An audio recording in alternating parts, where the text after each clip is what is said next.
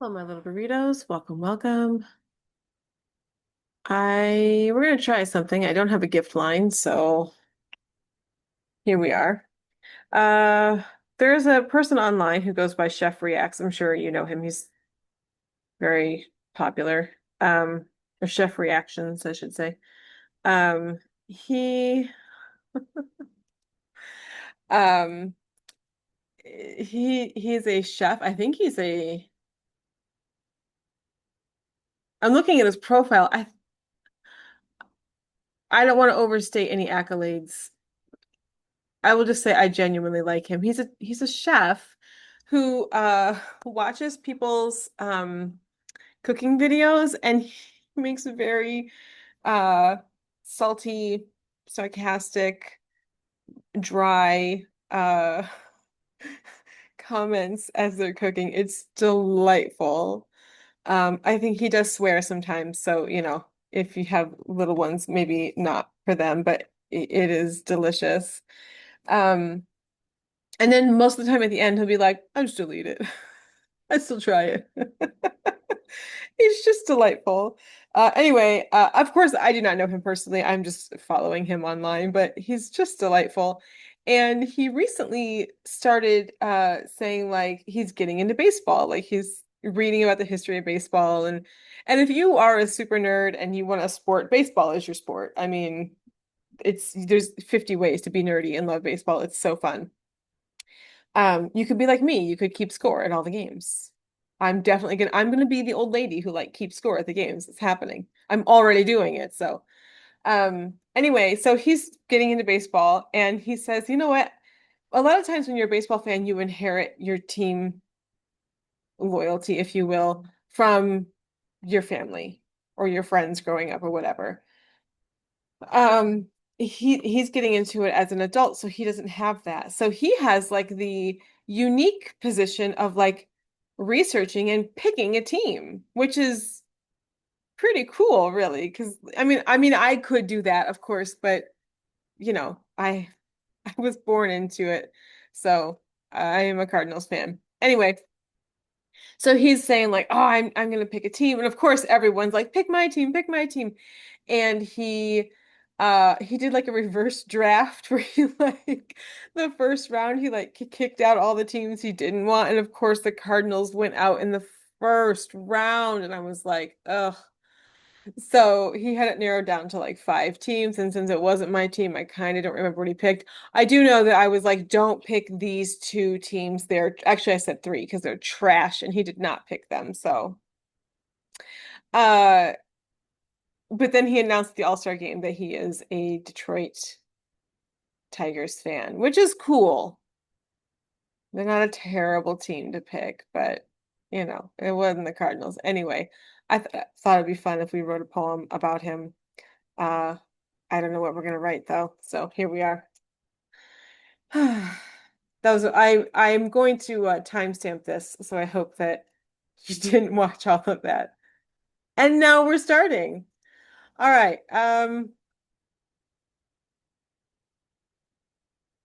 Is it wild that I only know him as Chef Reactions? I don't know his real name. We're gonna have to call him that because I don't know his real name. To be fair, you guys might not know my real name, even though it's on my accounts and whatnot, but obviously a lot of people just call me Ms. Donkey, which is fine. I've been called a lot worse than that. So anyway. Oh, this might be his. We're gonna go with Chef Reactions. He's got a website with what could be his name on it, but we're gonna go with Chef Reactions. Uh,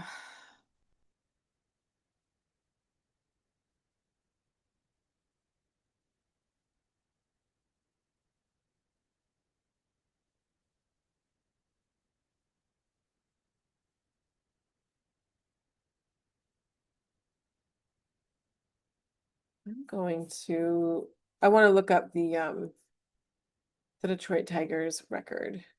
I don't like to Google stuff when we're screen sharing, not because I'm trying to like, and there's anything scandalous, but like I don't know what Google's going to throw up there, and I want this to at least be friendly for all ages. So I always try to, if I don't know what it's going to throw up, I use the other screen. Um, what is Detroit Tigers record right now. Also, I'm an NL fan, not an AL fan, so I don't really pay attention to the AL, so that's another reason I don't know them. Oh, dang, son. They're at 608.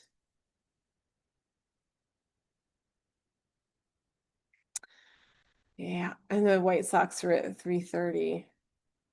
I am a Cardinals fan, but I've lived in Chicago for like a million years, so I kind of keep an eye on the Chicago teams.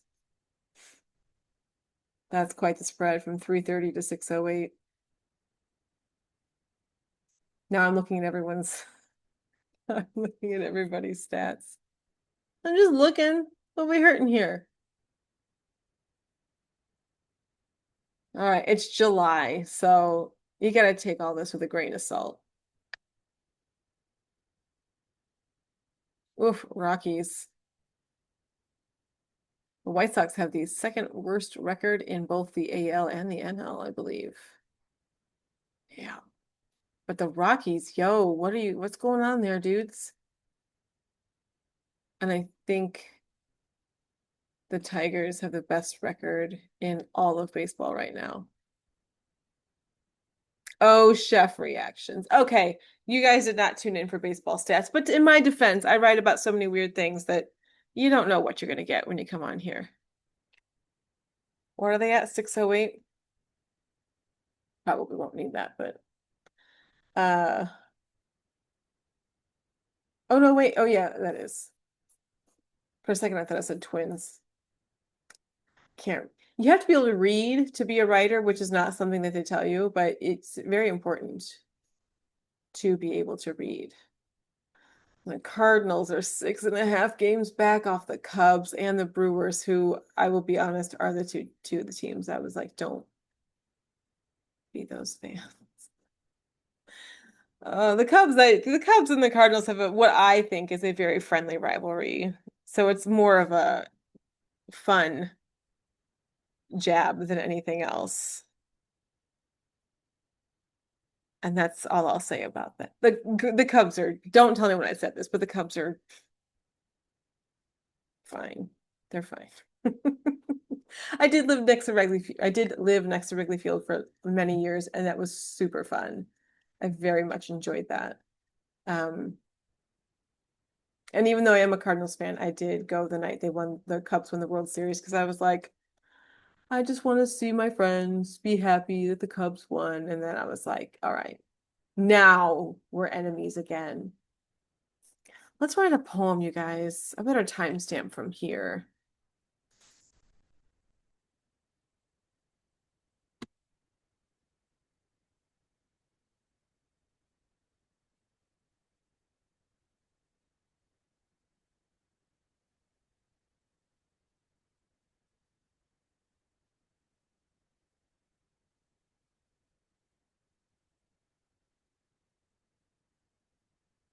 It does rate things. Okay.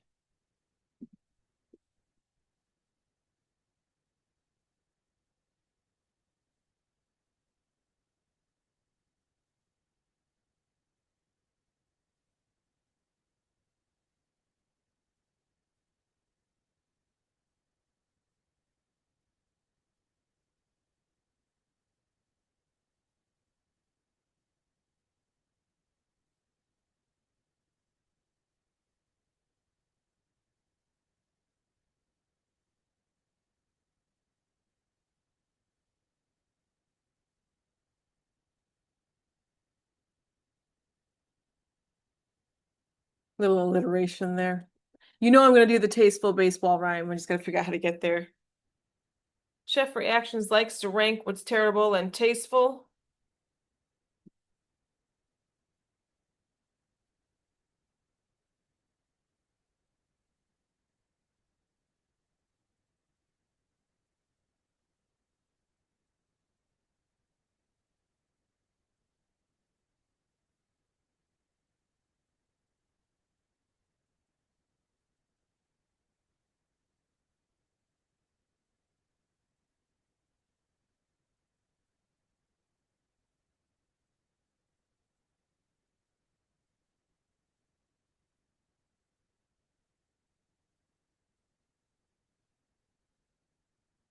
Inherit?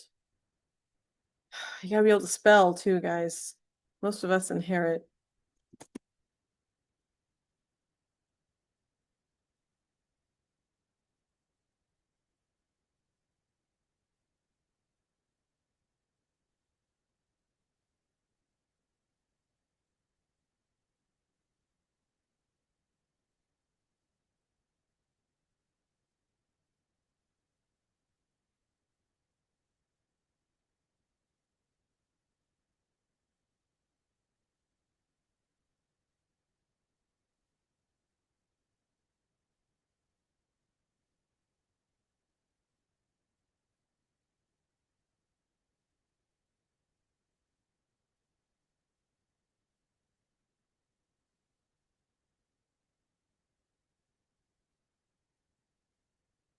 I'm not sure what I want to say, so if I can figure out what I want to say, I can work my way backwards to the rhyme. I actually think this is the most difficult poem to write. Poems that are like writing a poem about history, um, isn't always easy, but at least I always know where I want to go. Like it's already happened, so I'm just writing the facts. And fiction, I just let whatever it wants to do happen. This, this is a little trickier.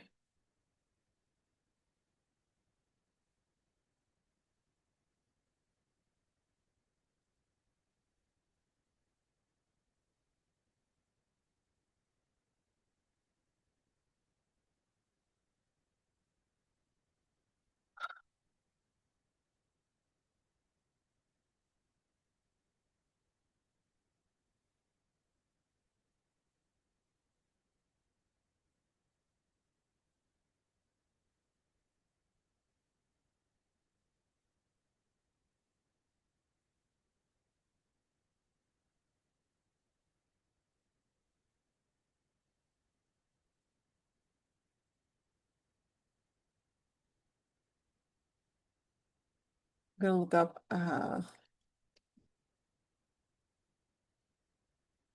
slang for baseball. Not the actual baseball, the game.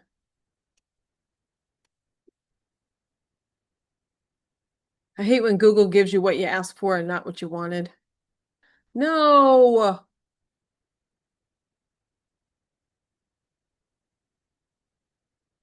it's just giving me. I want slang like America's pastime. What's another phrase for America's pastime? I'll ask it that.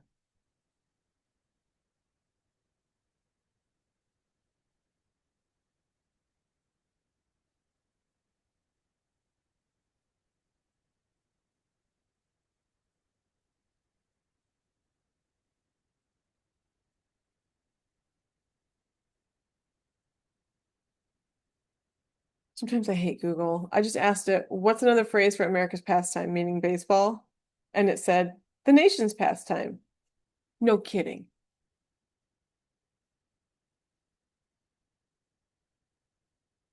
And then it just gives me like, ducks in a pond, you put some mustard on that, some chin music. And I'm like, no, yeah, no kidding. We all, oh, you know what I could do? I could make this a little primer for him because he won't know about all of our.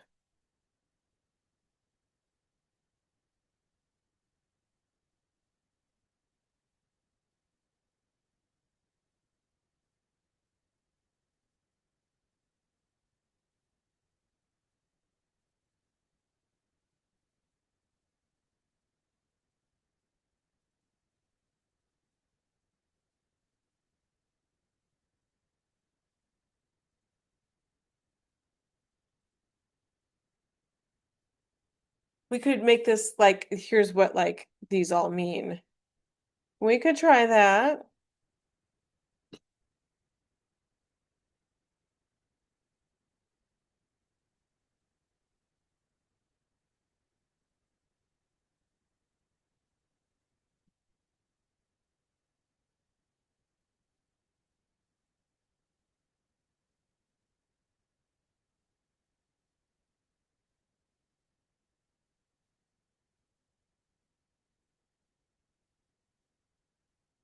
Not enough syllables here.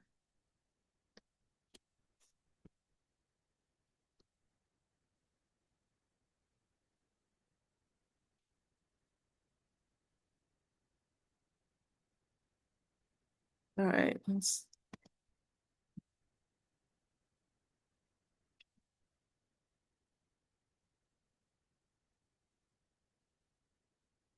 look at that, my friends. Look at that. You did good, guys.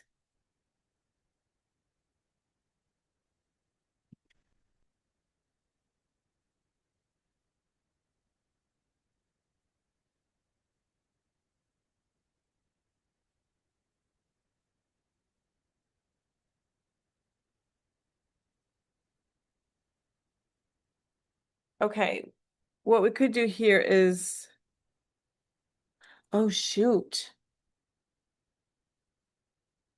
Hmm. Okay. Hold up. I think I have a rhyme here. We're gonna try to do can I do a tiger's primer? Tiger's primer? Oh, I don't know. I don't know.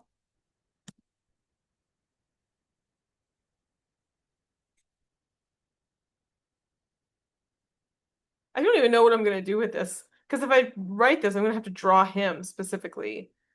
And drawing a specific person is a bit of a challenge because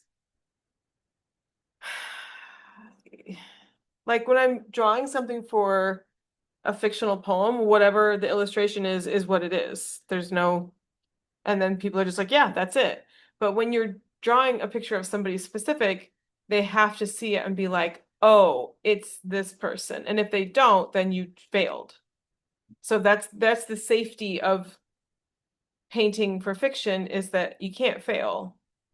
I am the end all be all of what it should look like, and I just that's it. That's what I'm painting. It's done. You make a drawing of somebody who's famous like this, and like you can mess it up. So I have that to look forward to. Oh boy.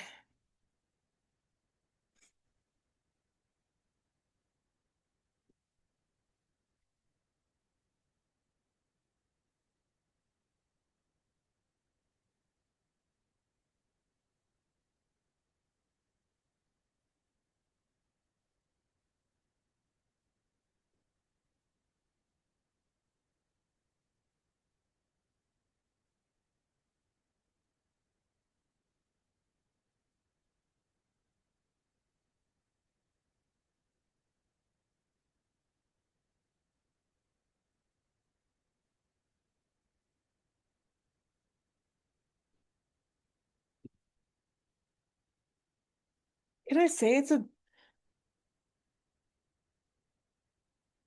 a backwards draft? I mean, when you're drafting someone, you do the same thing. You start with a bunch and you winnow it down to one, right? I don't know if I can call it a backwards draft.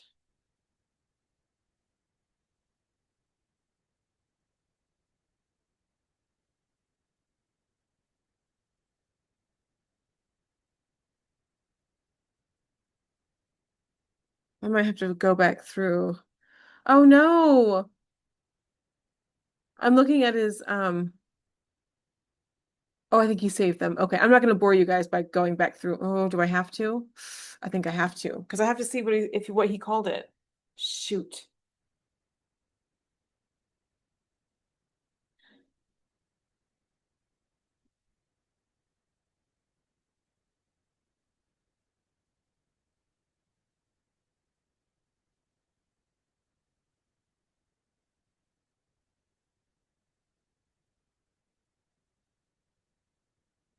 Sorry. I know this is probably not fun for you. I will timestamp this.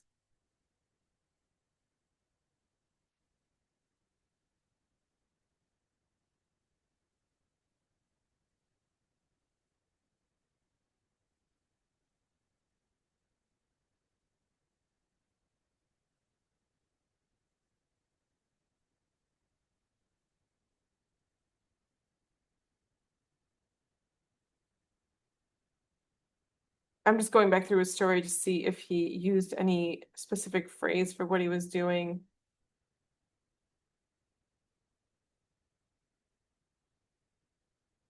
Apparently he has a Facebook page. I don't do Facebook, my friend. I'm sorry.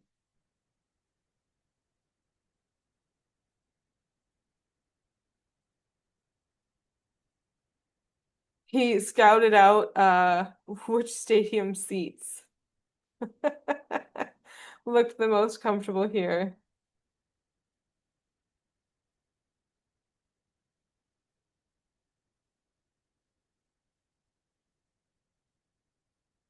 All right, he made a point to say he's only doing this on vibes.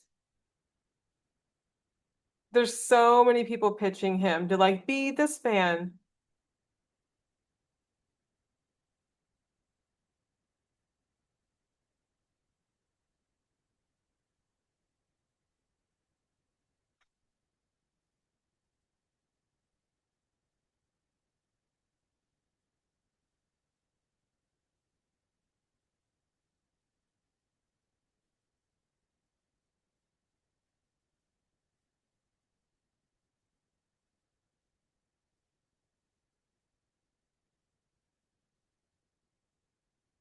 There's so many people who are like, I don't care who you pick, just do not pick these people.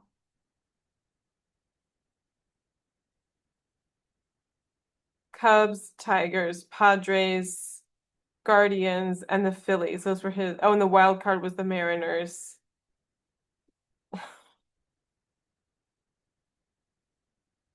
Those were his five.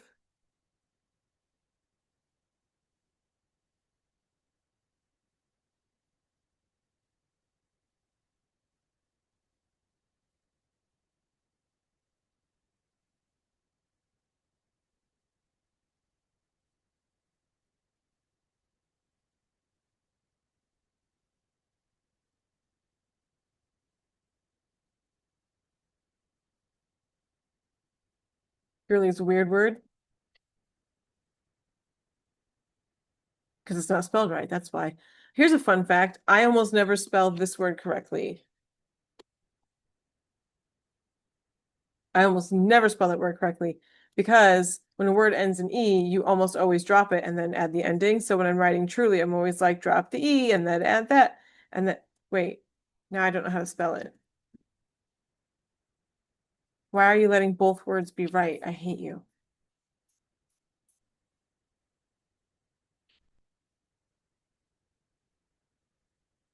This is the worst. No E. Then why? Okay, now I don't know how to spell it. This is why I spell the word wrong all the time because I don't know. I'm sorry. This is the worst. This is the worst behind the scenes of me writing of all time. I've done all my ADHD things today. I don't think it's working. I want to say he's settled on the Tigers, but I don't want to insult him. Like, he did not pick a bad team. They're solid. They're just, it's his team. His reasons are his reasons. I don't explain my loyalty to anyone. He doesn't either.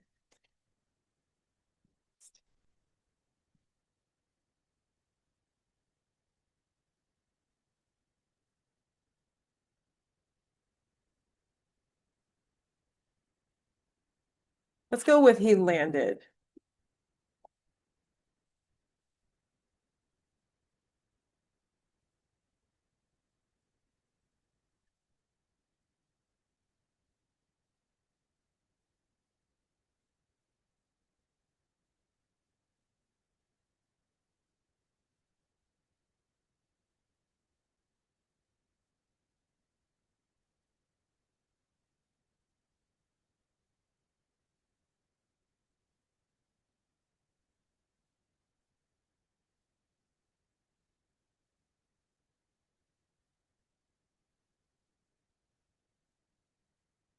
Well, that's how we're spelling it, just so you know. All right, cool. All right. think we jumped at the, I think, well, we went 8-6, which evens out to 14. So that one we get away with. And these are both 8, so oops.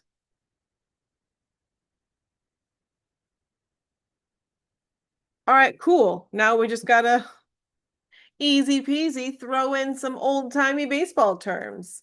And for the record, I didn't mean to make it old-timey, but it fit in that line, so uh that's what we're going with.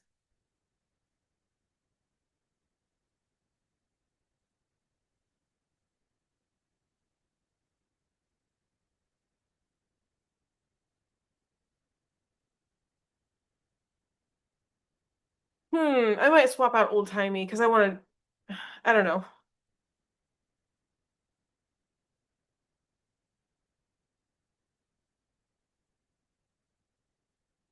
Some of them I'm not going to be able to do. Like it's hard to explain uh like around the horn in in a poem in a succinct manner. Or like how do I explain a Baltimore chop or like a bulk?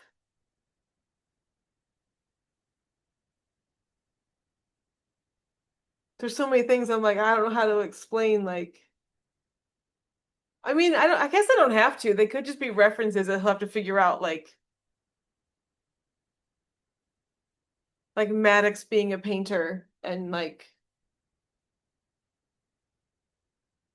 we gotta make a Yachty reference, you guys.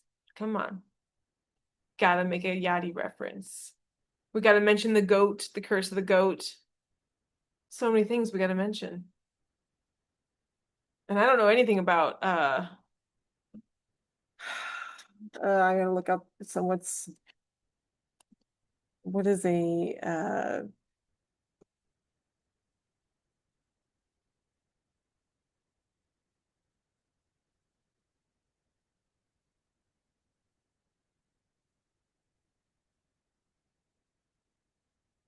I'm looking up stuff about the Detroit Tigers because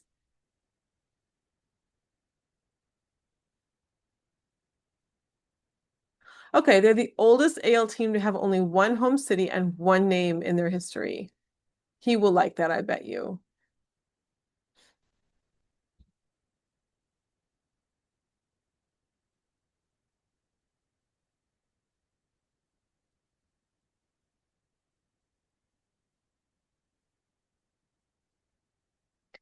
Yeah, I bet he likes the history of it.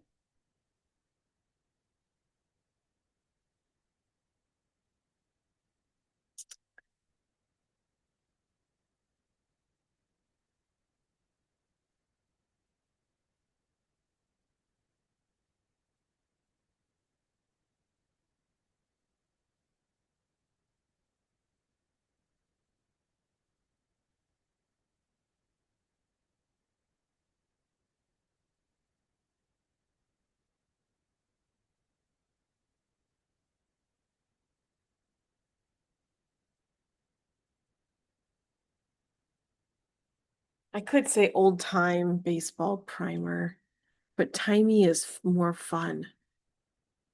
I almost said funner.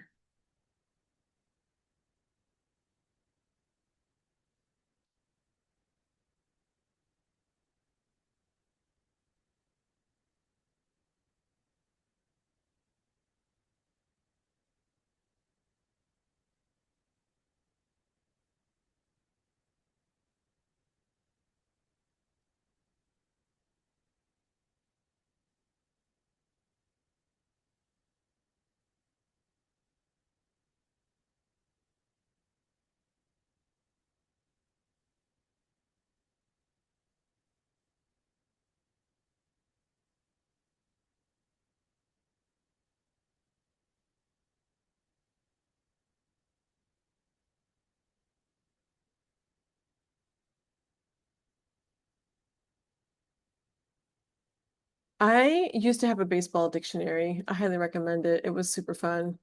Unfortunately, I think I need to sort of uh I need to finish this today.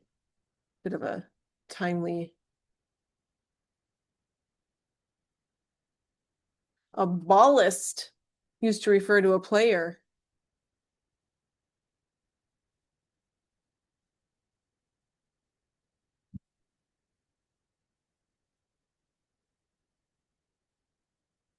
Oh, well, we have to mention.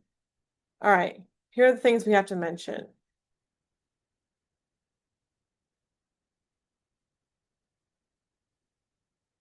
Um,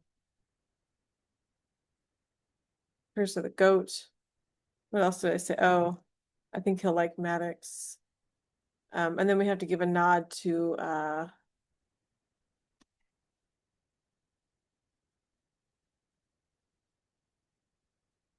the Tigers themselves, which I'm sure he already knows, but like,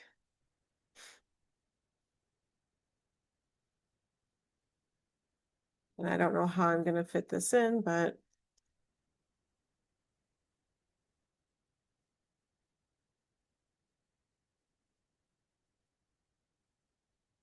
could say I have to quit saying that. It's not. I said I don't know how I'm gonna do this, and then immediately was like, "Oh, here's how you do it." I gotta stop doing that. I gotta start saying like, "I wonder how I'm going to do that."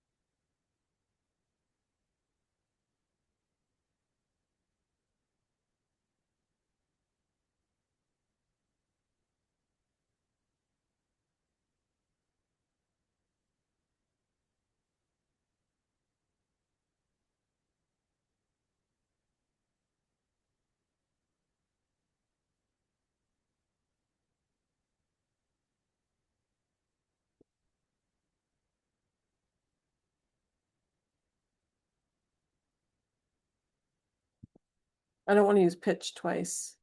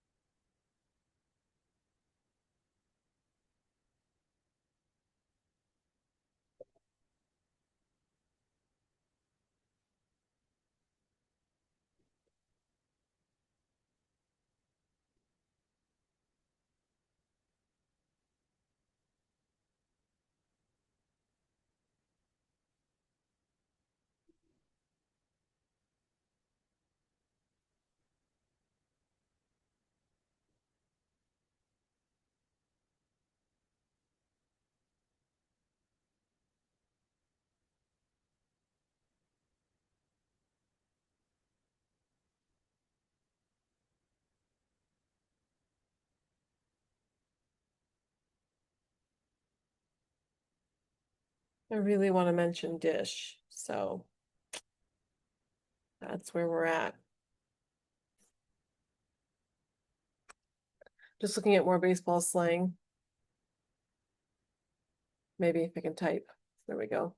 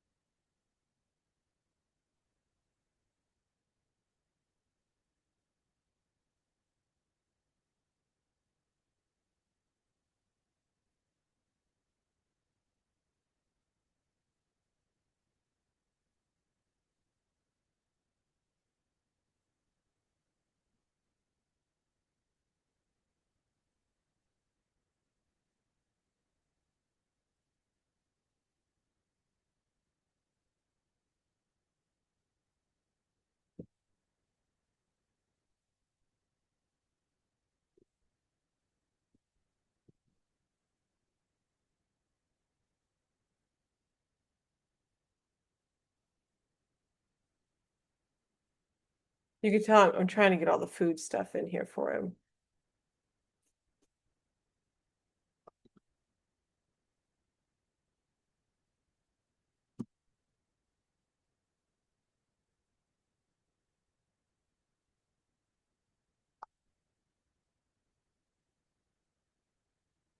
All right.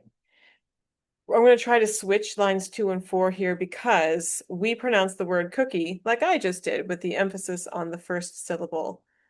In order to emphasize the rhyme here, though, you would have to say cookie, and that's not how we say the word. And you know, I do not like to write things in poem speak, and that includes, quote, mispronouncing words by emphasizing the wrong one. So I'm going to want to move P. Where'd it go? Go back. I don't know what that just did. Uh, I'm going to want to move this down here, and we're going to change some things up. There's mustard on that throw. Let's hope we get a cookie. There's mustard on that throw. Let's hope you get a cookie. Cannot run a pickle. Oh,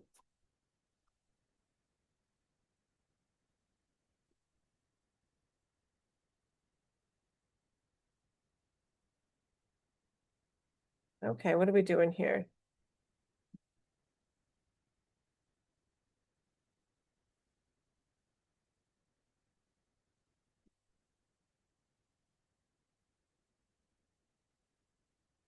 Right? There's mustard. There's mustard on that throw. Let's hope you get a cookie. You cannot run a pickle, but maybe not that pea. Ooh, I don't like that rhyme at all. I don't like that at all.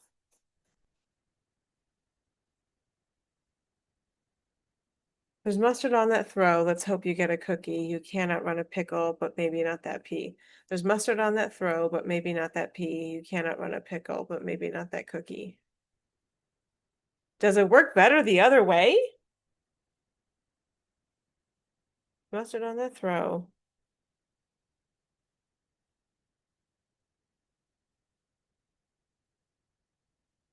What was it before?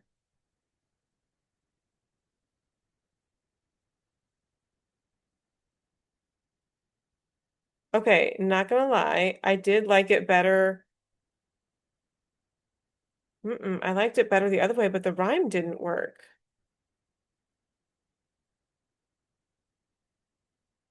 Just mustard on that throw. Let's hope you get a cookie. You cannot run the pickle. But yeah, that doesn't work.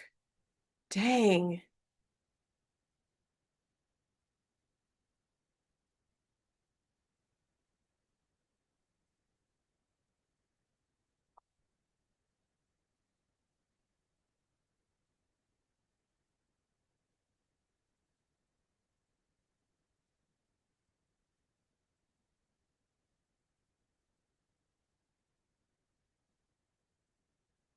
Gonna make a rookie. What's the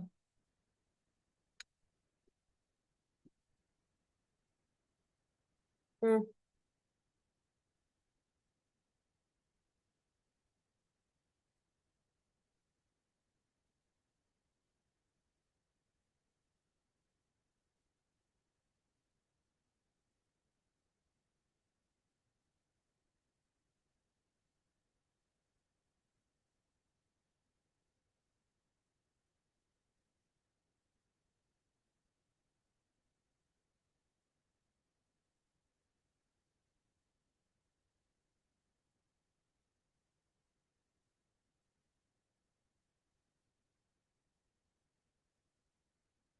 I'm looking at more food-based slang for baseball.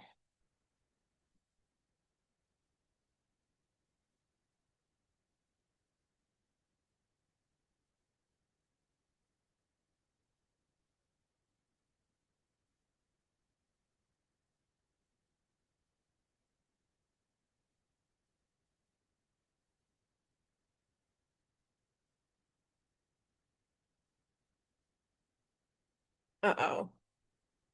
Gonna sneeze.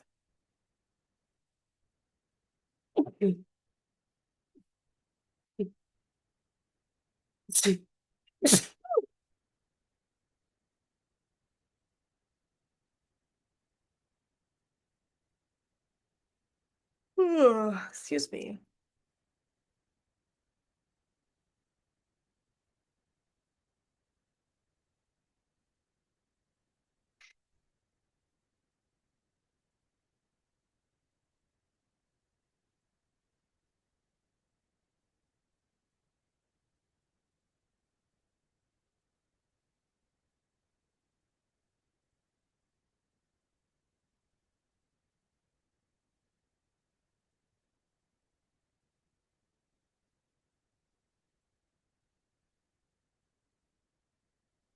Well, I don't have to use either of these. I could, you know,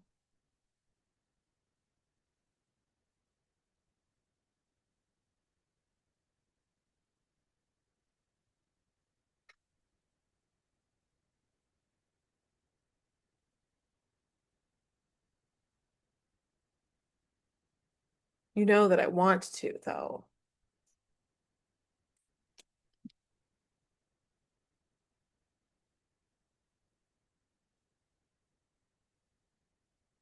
I'm just Googling different phrases to get baseball slang. It's food related.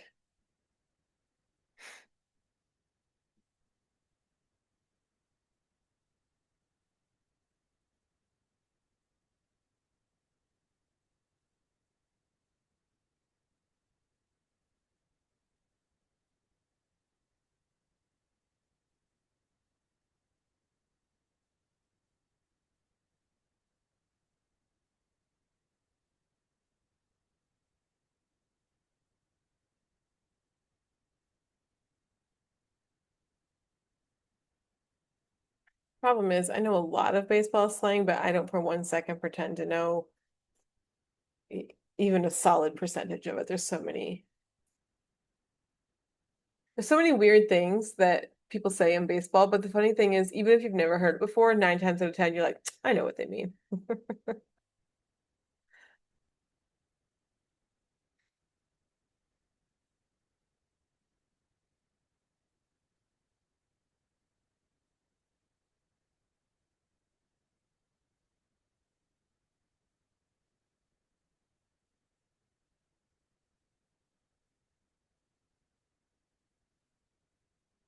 Hmm. All right. Well, I don't see an immediate fix, so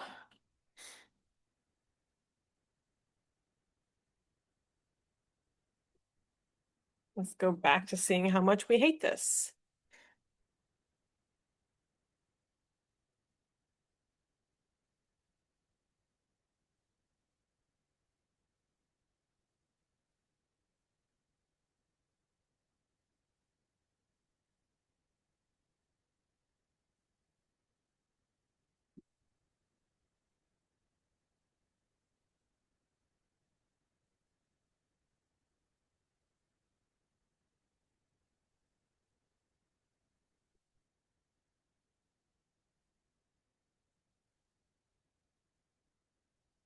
Mustard on that throw or more that's on that pea. You cannot run a pickle and hit off that cookie. It's terrible. It's dreadful. It's awful. Ugh.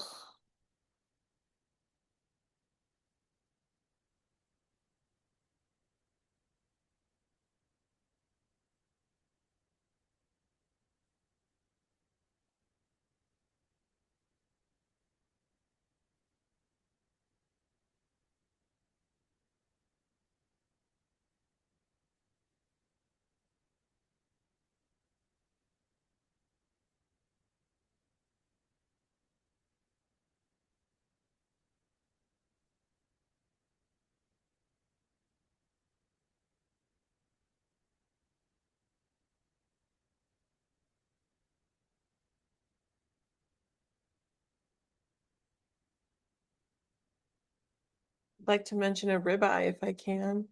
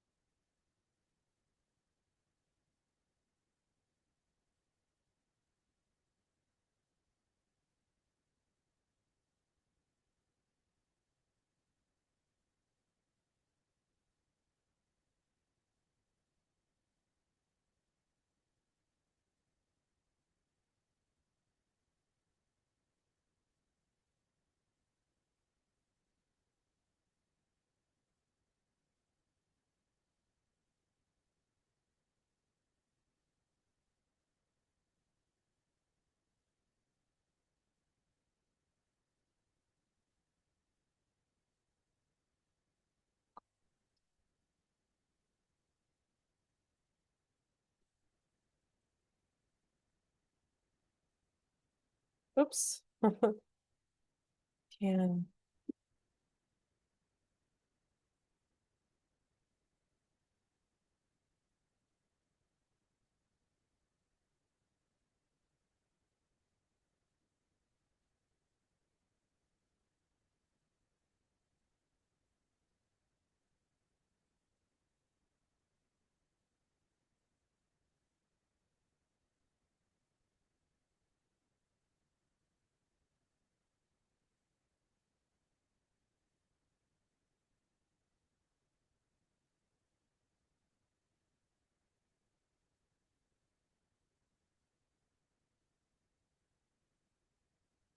I don't want to use cursed because it could be pronounced cursed or cursed.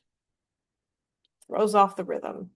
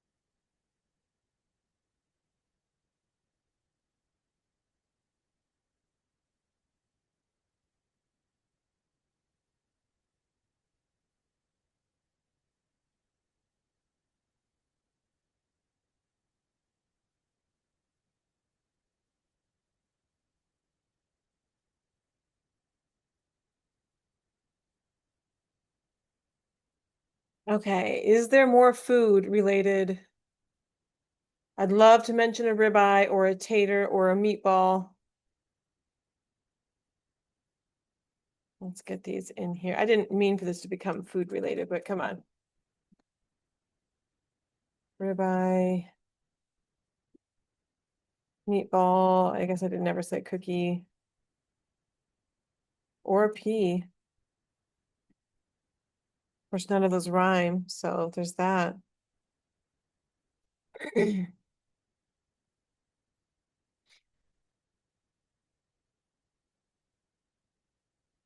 Baseball slang that is food related. That is now just a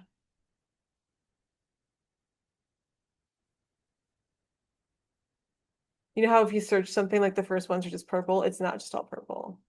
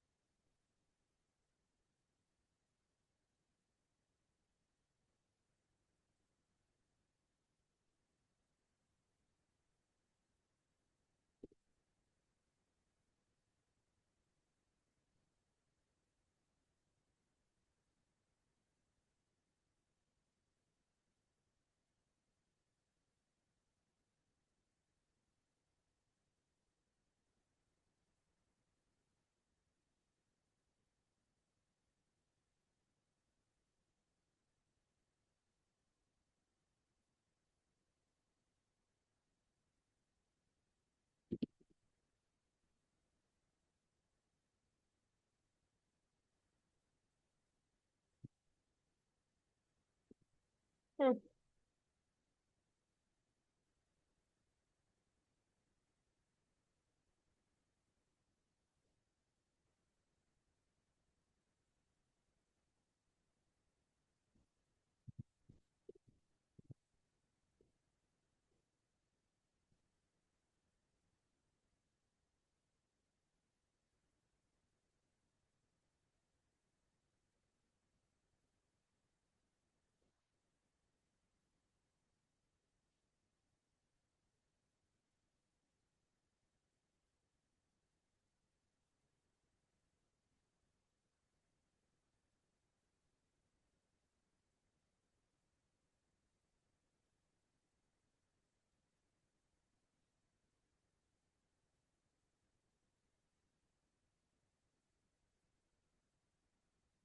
I don't even know if do I even need this?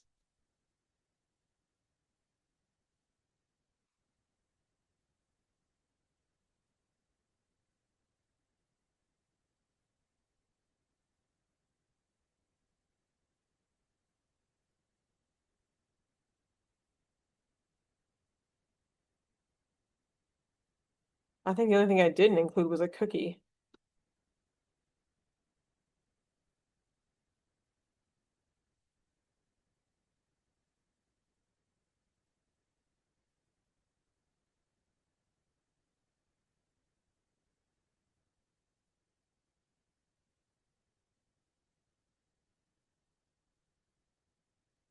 We could say food-based baseball primer, but now we're saying based baseball.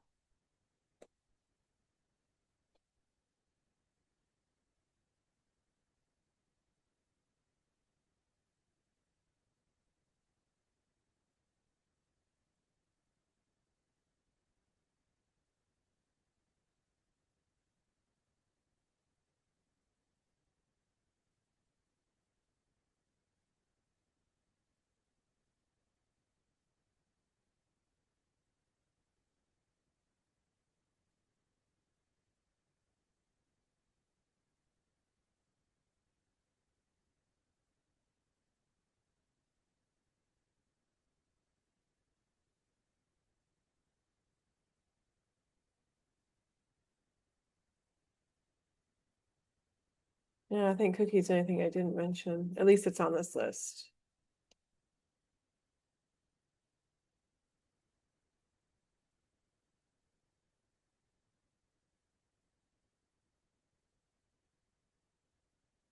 Okay. Now, how you gonna end it?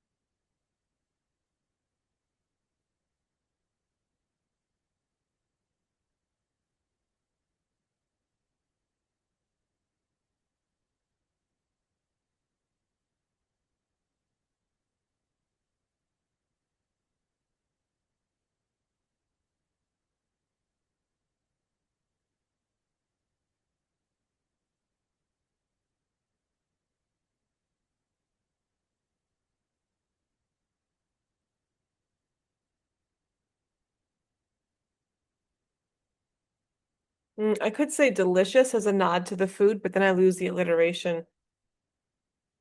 And I don't want to say food-based because I get the alliteration back, but then again, I'm saying base baseball. And I don't want to say that either, unless I do want to say that. This food-based baseball prime. Maybe I do want to say it. I mean, what's the word for alliteration that's just like saying the word over? Like what did I just write the other day? Oh, a scientific classification where we said answer, answer. That was fun for me to get to write that. So Maybe I do want to say it.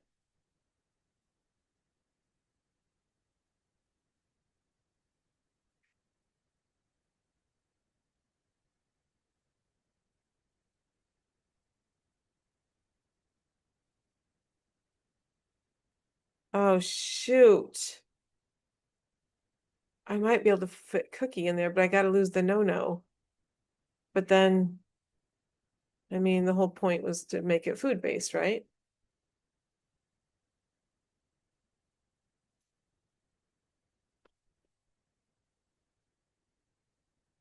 How about, how about,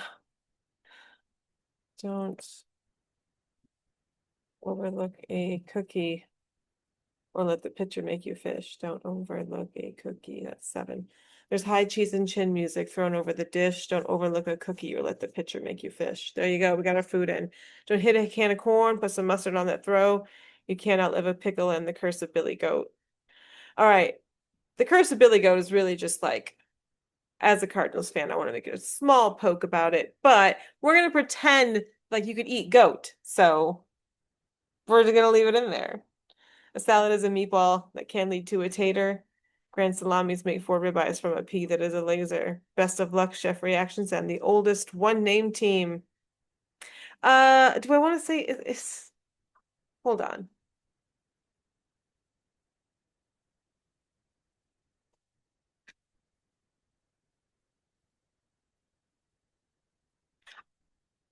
I think I can leave that. Sometimes when I'm writing these things, I have to be so succinct that I think that okay, this could be interpreted as one name team, meaning like Mariners, Dodgers, like a one name team.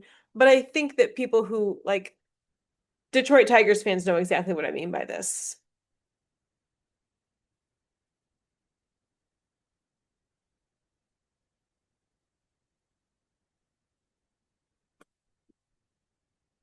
Now I just gotta figure out how to end this.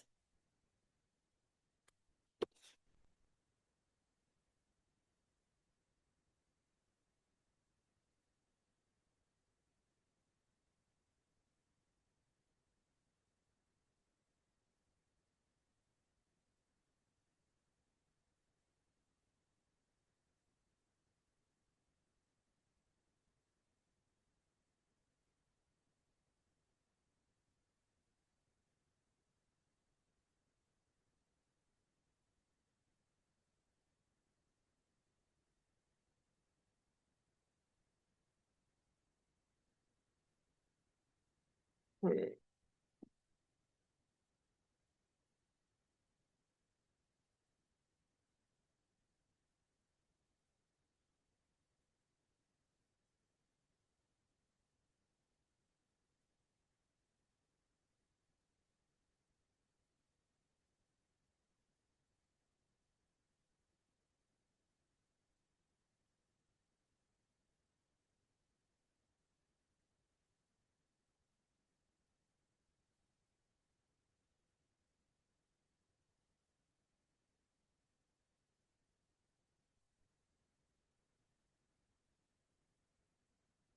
I was hoping I could find one more food thing that rhymes with team. That would be such a lovely little at the end there, but I don't know.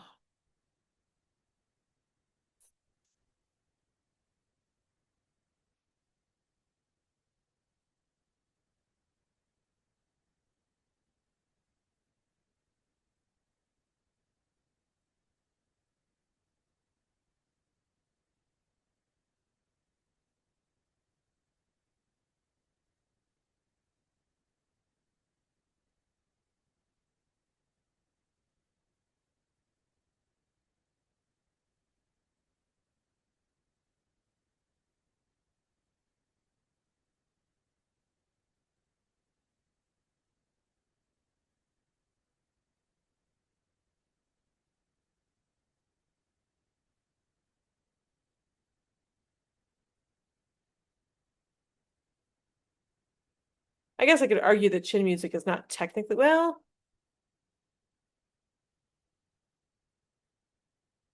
I mean, if you're crowding the plate, maybe it is over the plate. I don't know.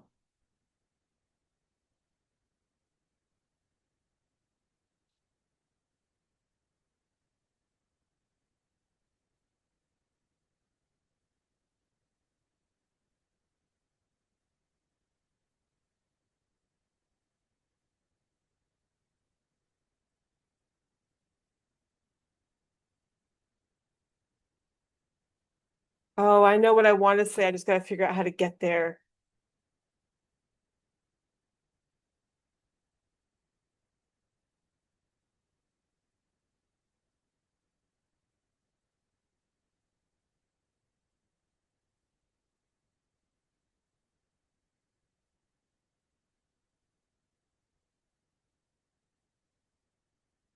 I want to end it on Bon Appetit.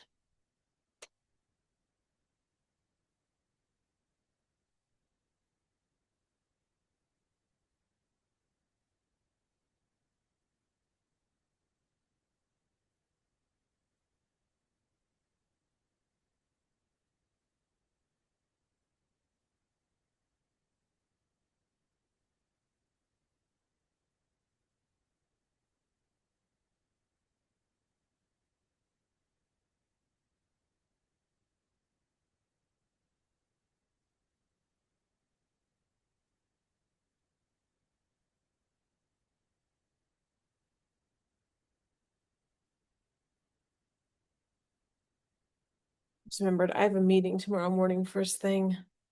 And if I want to publish this tomorrow, which I do, I'm gonna have to spend, I don't know. I'm gonna have to spend some time drawing. This is gonna be a lot of, you know what? Work expands to fill the time you give it. So if I tell myself you've got an hour to sit down and sketch this, then I'm gonna sit down with a focused hour. I'm gonna sketch it. The painting, it will be fun. Sketching will be the challenge. We'll see. I have to draw him with a hat on because I don't think I've ever seen him without a hat. He's gonna have to have a hat.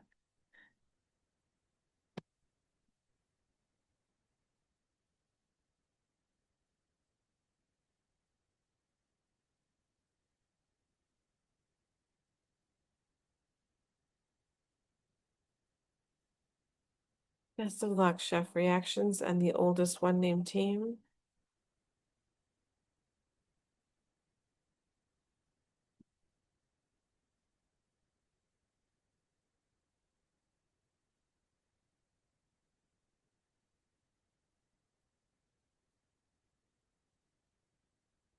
Here's, here's the problem. If I end it with best of luck, bon appetit, now I gotta change the first line again. I say that like I've been messing with it for hours.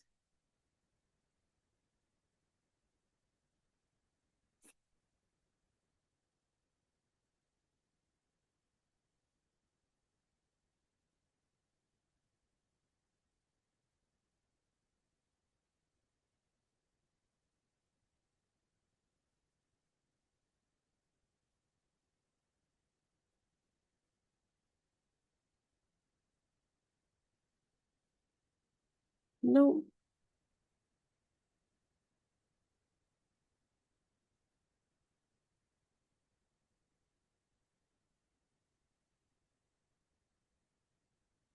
I think I just clicked it more than once. And I did.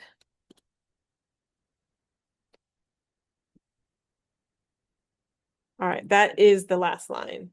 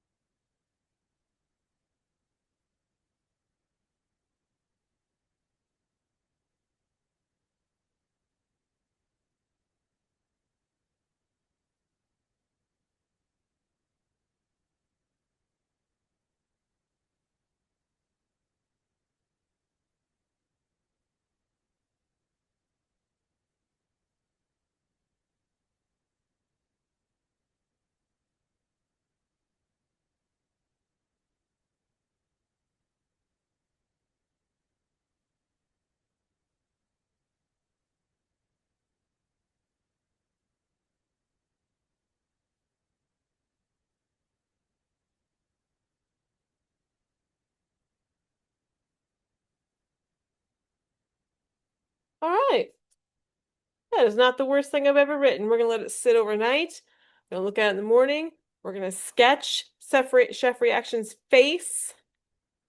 We're gonna see how that goes. And then we're gonna post it. And I hope he sees it and enjoys it. I think it's been so um it was just a lovely, wholesome little like fun thing. I love when like huge groups of people do fun things together.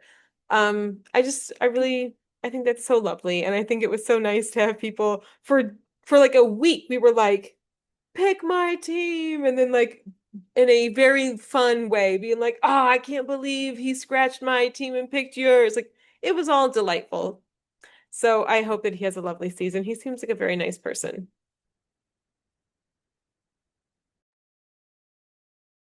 Burritos, welcome, welcome. We're gonna edit this poem. I don't usually, so I actually am used to working with having like months of content ready to go.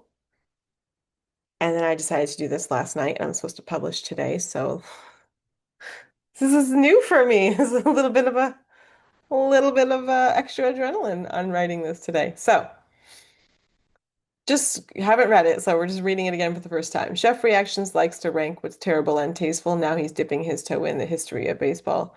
On purely vibes, he picked his team. He landed on the Tigers. We Cardinals fans would like to share this food-based baseball primer. Do we need a hyphen there?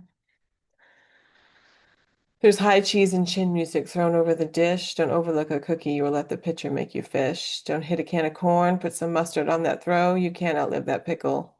And the curse of Billy Goat. A salad is a meatball that can lead to a tater. Green salamis make four ribeyes from a pea that is a laser. Let's move this up here.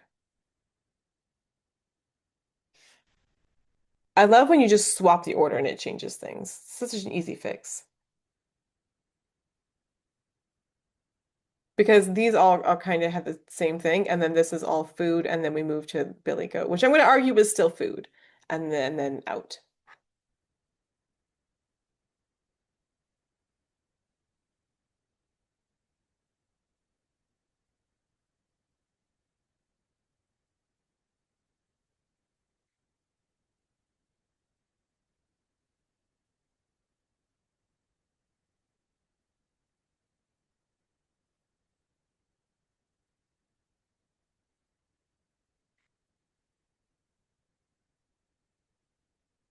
We could change this to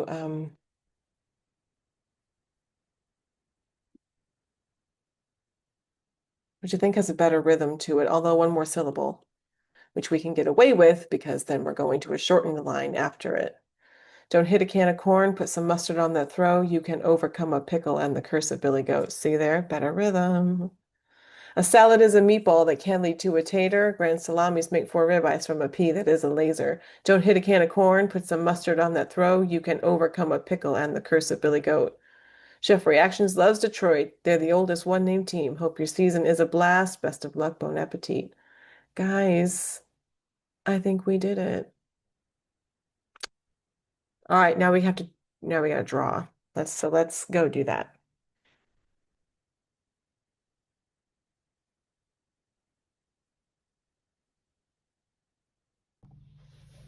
Hello, my little burritos. Welcome, welcome. We're on a bit of a time crunch today because today is publishing day, and I just had this idea last night. I managed to write the poem, which I very much like, but now I want to draw a picture, a portrait of Chef Reactions, and this is not just me drawing something and painting it and saying, oh, that was fun, it turned out cute, let's go. Like, it has to look like him, so there's a little bit of pressure. Self-induced, no doubt. But it's just a drawing, so my idea is to draw like a big hat and face and then like a smaller body, like kind of like a caricature style. But as previously stated, one of the issues with drawing people that are famous is that it has to look like them. Which, to be fair, all portraits have to look like the person, but Yeah, if you look at this and you don't know who it is, small problem there. So, and I've only ever seen this man wear a hat, so I have to draw him with a hat.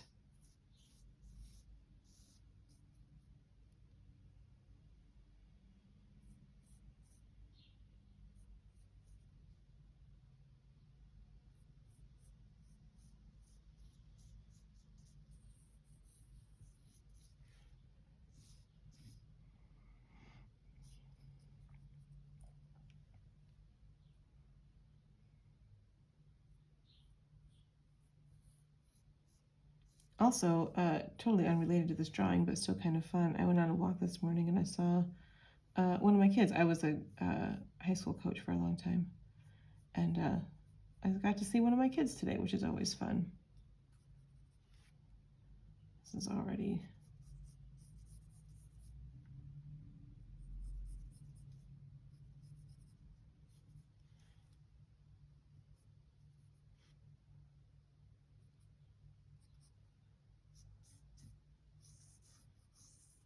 I'm gonna have to put the I gotta put the tiger's emblem is like a very fancy D that I'm gonna have to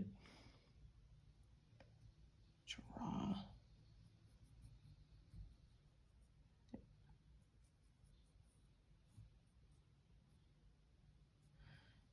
Drawing someone's portrait is always funny because you're intently like watching the details of their face.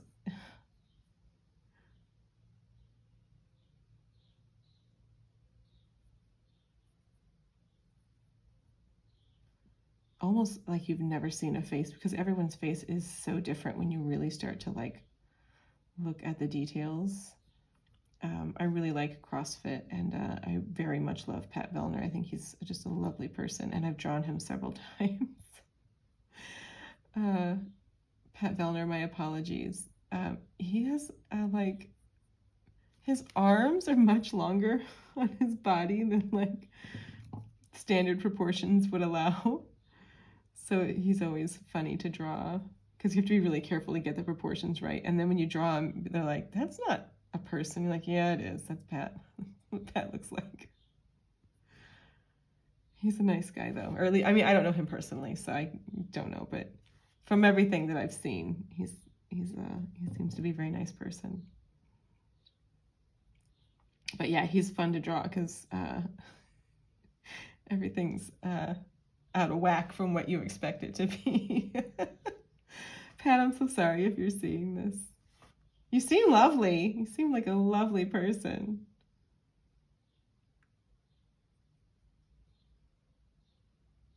Chef, you are a lean fellow, my friend.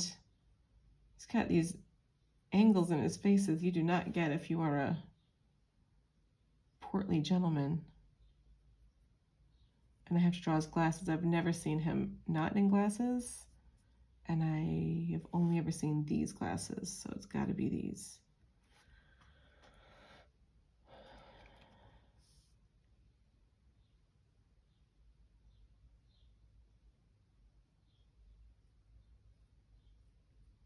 So if you are a person who wants to draw faces, one, you're going to have to figure out your own way of doing it because I can't help you with what you want to do. But I will tell you this.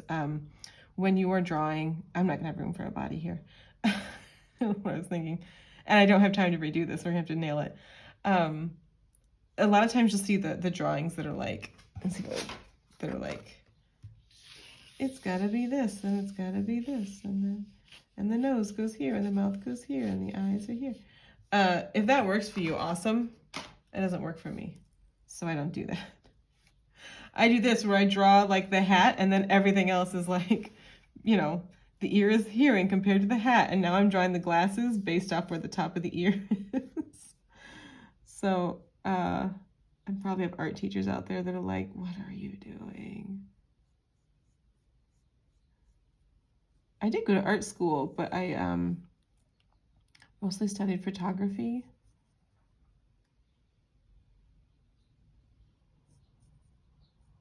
Oops, that's already off. Come on.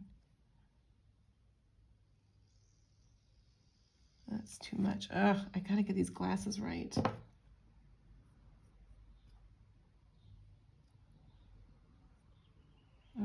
this is above here.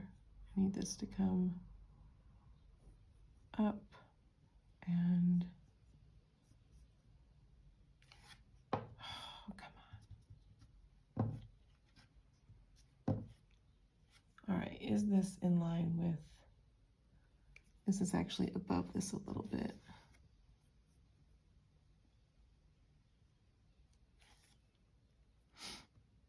Which means this has got to be,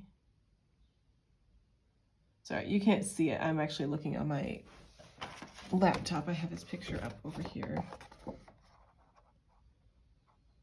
Okay, it is right below it, which means this does not come up that far. This comes up a little teeny bit.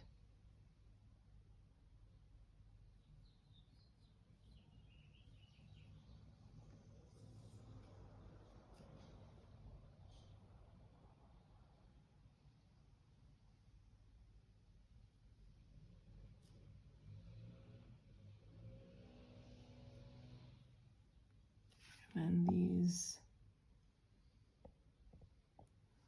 are about halfway down the ear.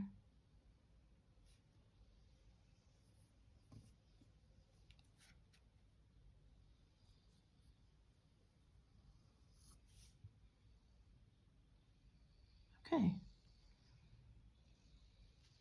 Now I just gotta do that on the other side and make them match. Easy peasy, oh boy. This is here, that might be out a little too far. Things are already off.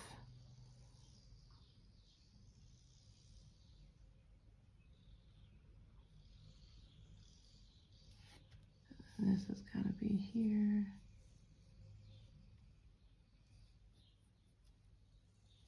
And then this has got to come down and match this angle. I don't think those are the same size.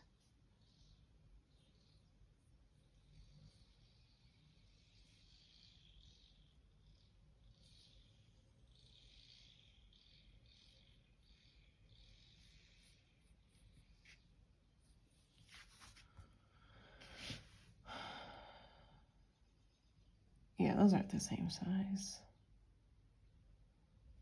All right, well, is this too big or is this too small? That looks like it's too small.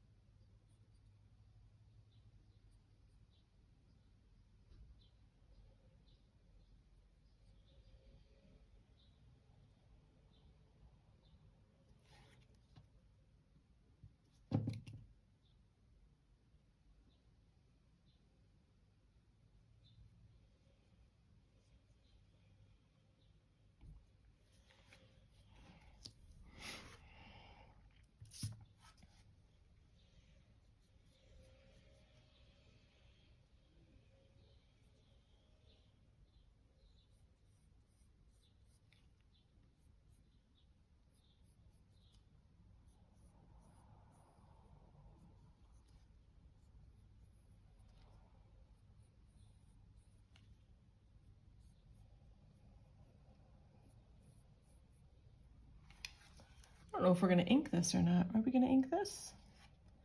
I don't know.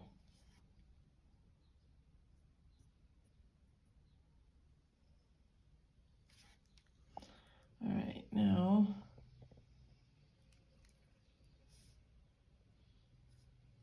the end of the ear is also, come on, end of the ear.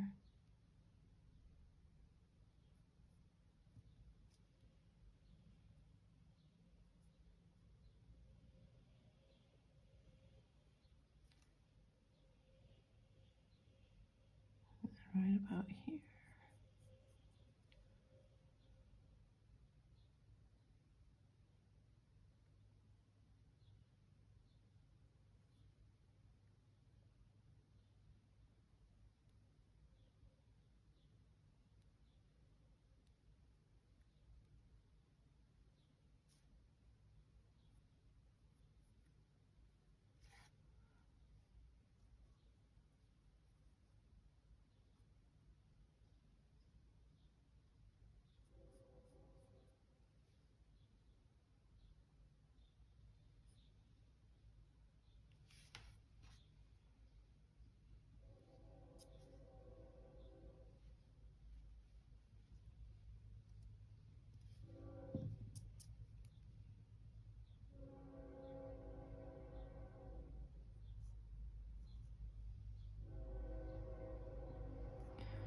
Sometimes when you're drawing, you draw what you think should be there.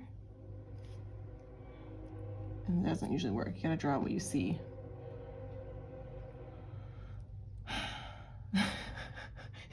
This picture I'm looking at, so I've never seen him not wear a baseball hat.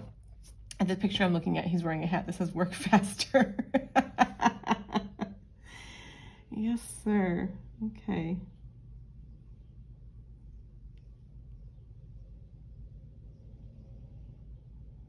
And then right about here.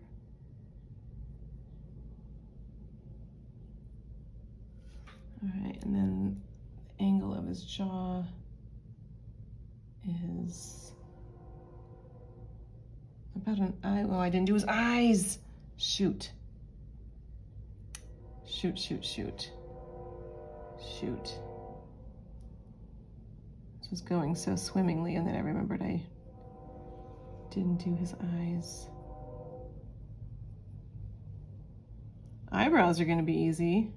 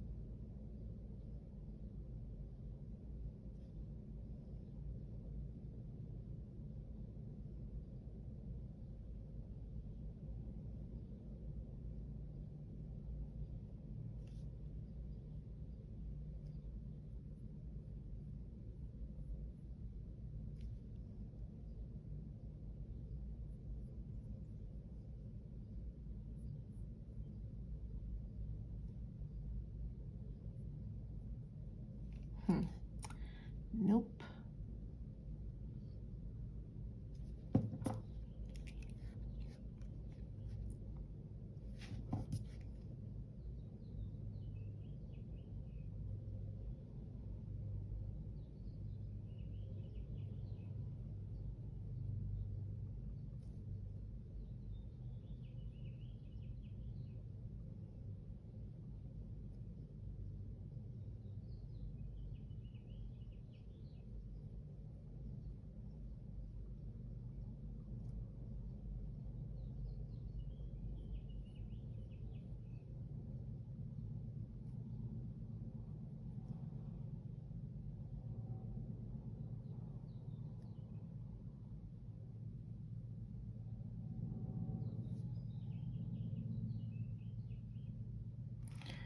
I've given him, he doesn't have his, like, he has a very, he does not have big eyes. I think I actually have them open too much there, which is amusing because they're not open a lot.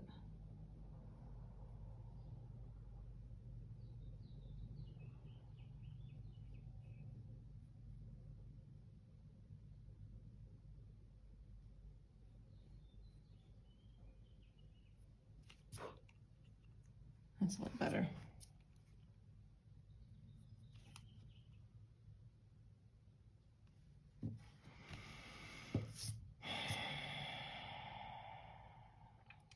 This is the moment when I'm just starting to think this is a terrible idea.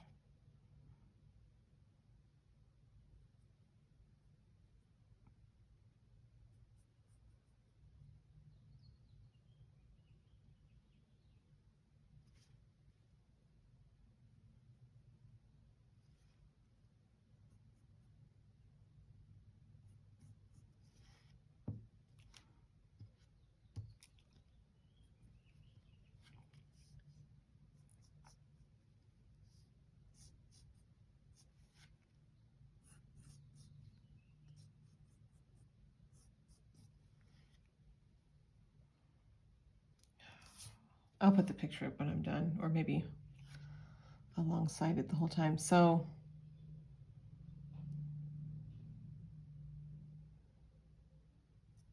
this is a great picture of him that I'm using.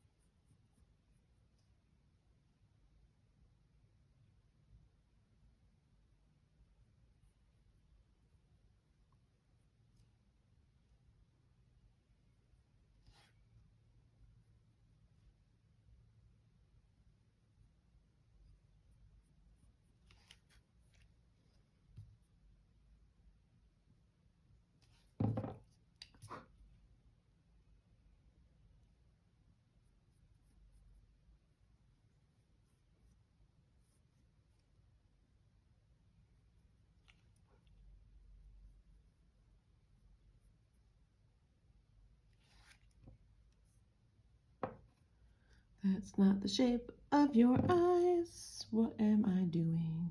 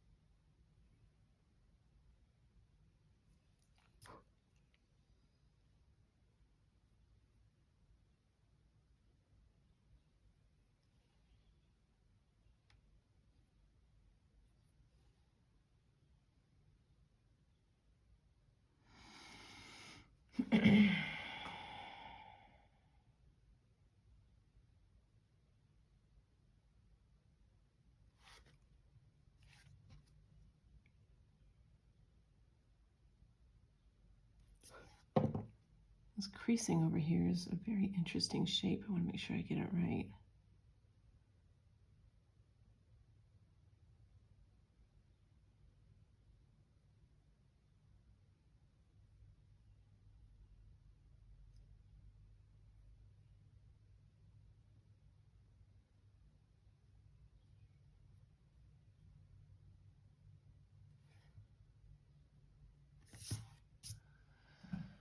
Oh, brother.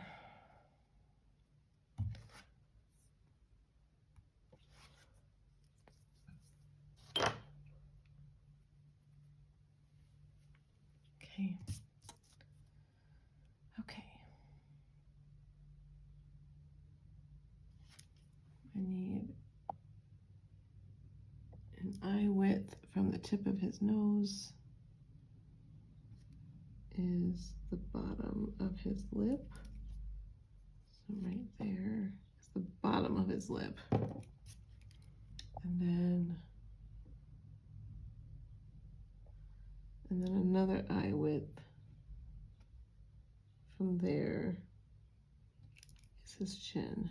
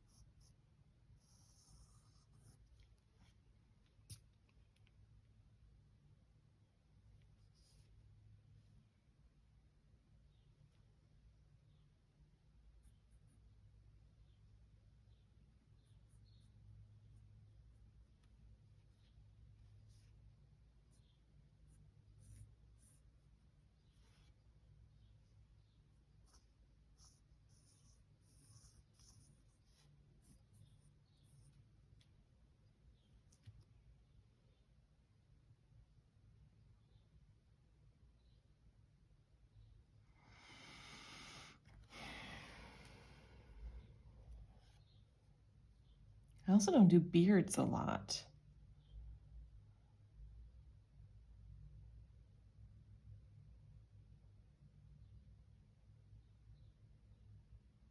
Okay, what did I say? This is the bottom of his lip.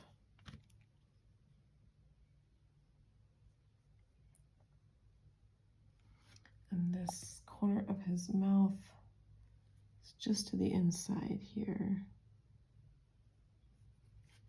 And then this corner is in the middle here. His head's slightly tilted, so it's making everything a little, that's the professional word for it. Okay.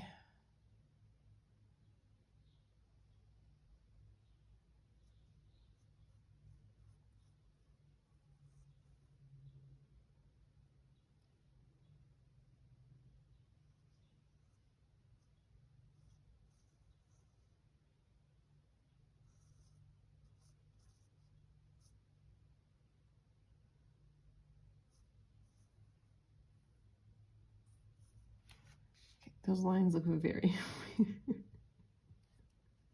those are just guidelines, but they were distractingly odd.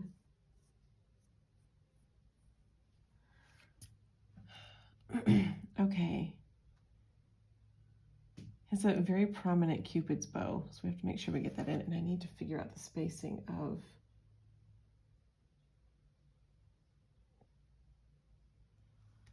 where the top of that lip is. And then is it right below your nose? It's right here.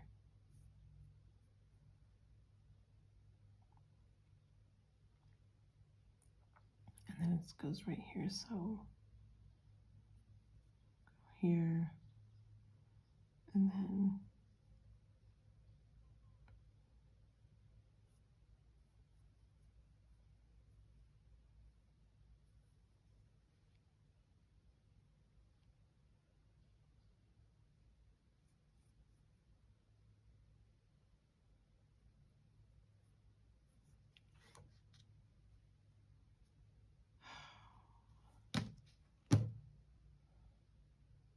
I hate it.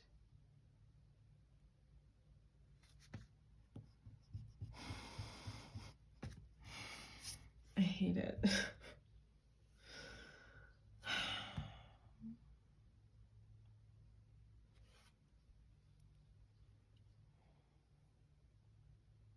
Why did I think this was a good idea?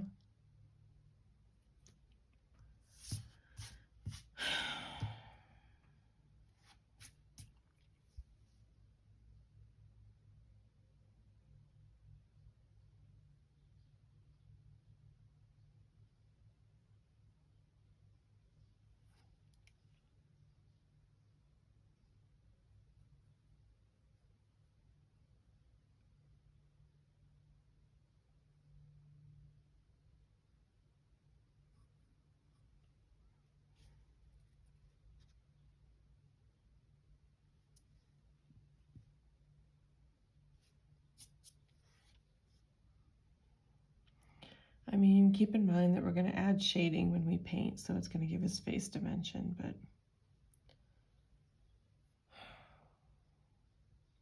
how old is this guy? I don't think he's that old. I need you to have more wrinkles. He's too young. That's the problem. Or, and this is a novel idea, the problem might be the artist.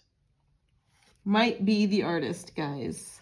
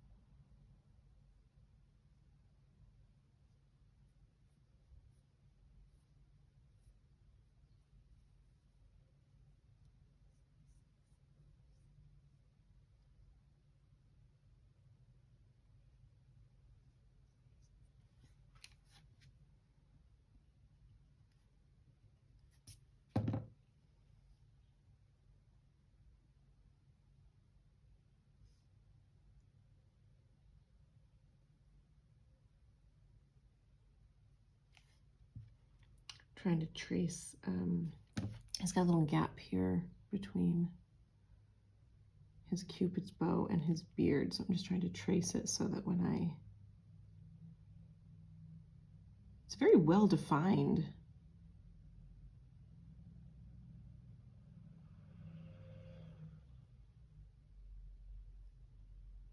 I'm just trying to trace it so that when I do his beard, I get it right.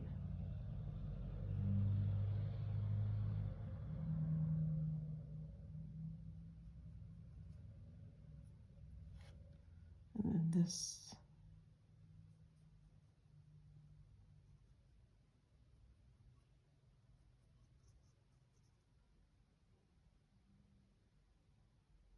Actually, that's not how that is shaped at all. His top lip, the Cupid's bow comes almost all the way down. It's so prominent. If you're watching this Chef Reactions, it's not a criticism. You are working it, my friend. I just want to make sure that I do it justice.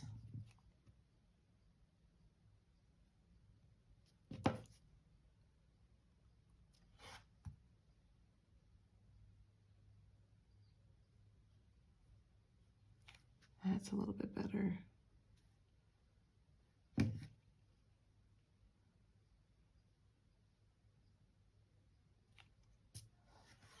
That's a little better. Okay. It's so funny when you're drawing someone, the tiniest little, you know, fix like that, and you're like, oh, that actually kind of looks like them now. All right, that's the gap for his beard. And then I'm gonna get this shape right.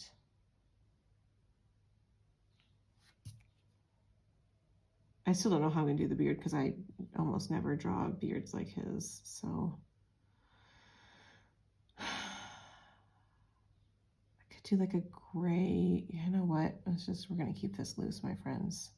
I'm gonna ink this. I'm gonna do a gray wash with some ink in hairs, and we're just gonna call it a day and say, I think his chin is not pointy enough and too long.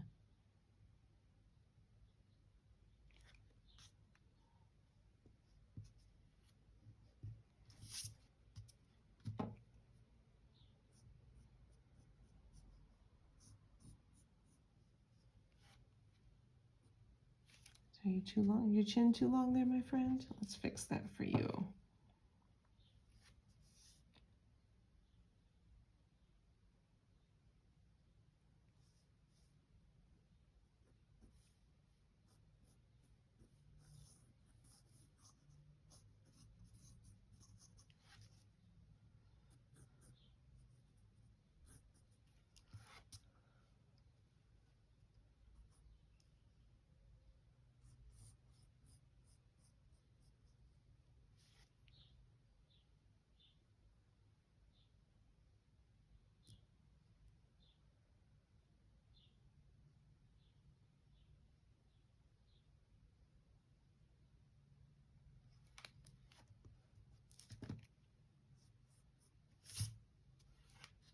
Your mouth, you gotta be kidding me with his mouth.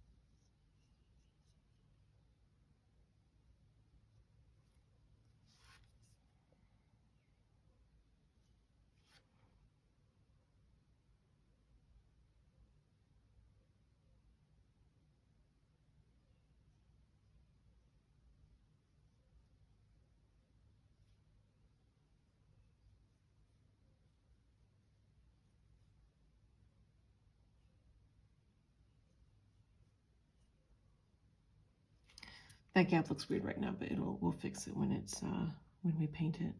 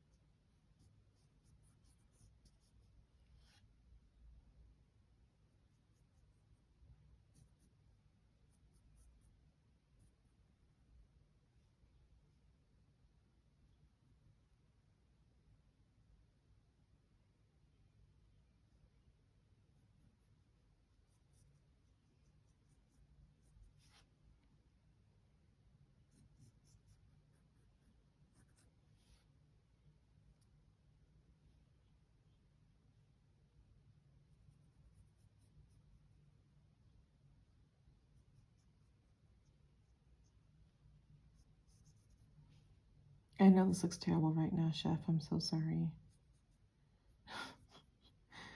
I highly doubt he's ever going to see this, but you're much handsomer than I'm making you look. Oh, this is maybe a terrible idea.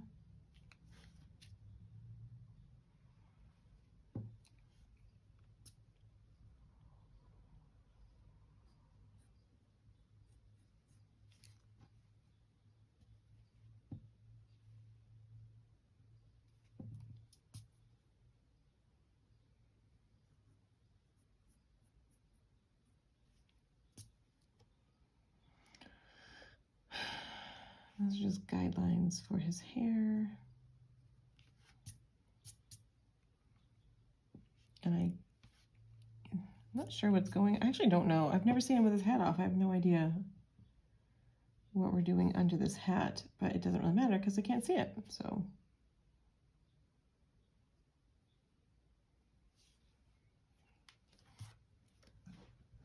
all right. I should draw him in a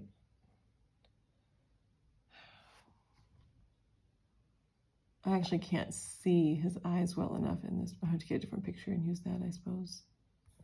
All right, different picture. Time for different picture.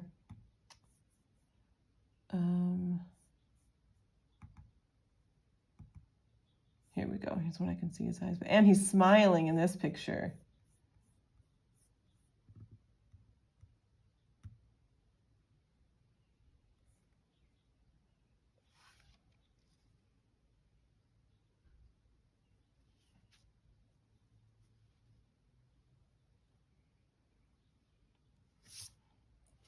All right, let's get a Detroit Tigers jersey. Tigers.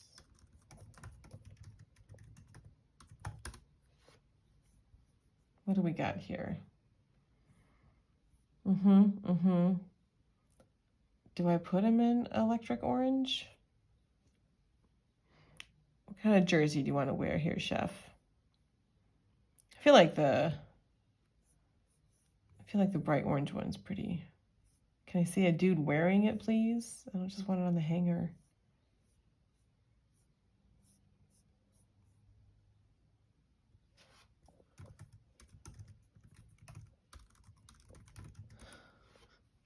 I just Googled man wearing Detroit Tigers baseball jersey. And after I hit enter, I was like, please also have him wearing pants. Please do not just have him wearing the jersey. The internet's such a weird place sometimes.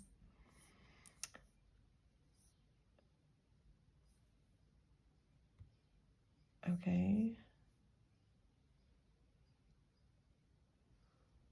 I'm not a caricature artist, so I have no experience really drawing them. I don't really know how you do that. You just draw it teeny tiny. Do I want to do that to him? I've already insulted him by drawing this for his face. Oh, give me that fancy D.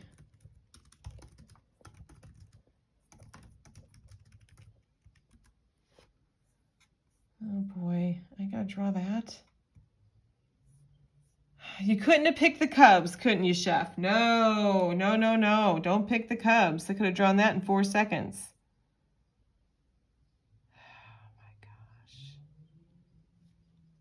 Slightly off center because this is the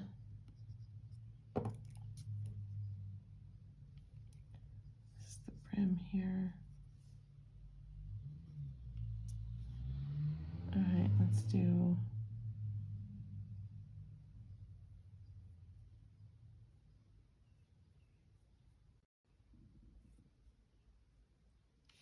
All right, well, gotta be careful with our sizing here. We're actually probably not gonna be able to see the whole thing because of the angle. Oh no, I'm not gonna be able to draw the whole thing. What will I do? Let's do the top part here.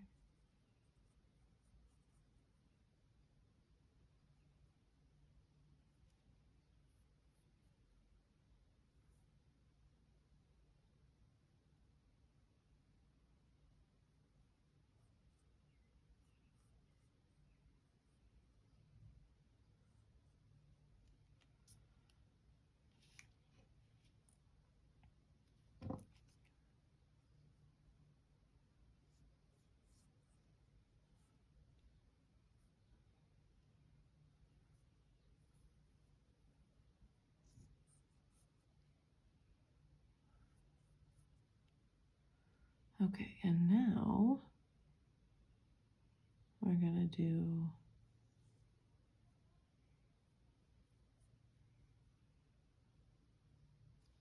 calligraphy teachers around the country are dying right now if they're watching this. Don't watch, guys. Just don't do it to yourselves. Come on.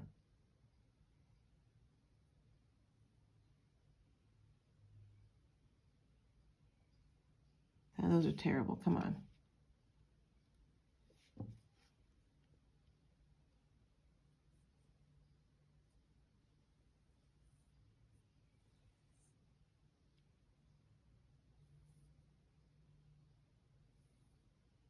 Oh, these are actually one goes up and one goes down. Look at that.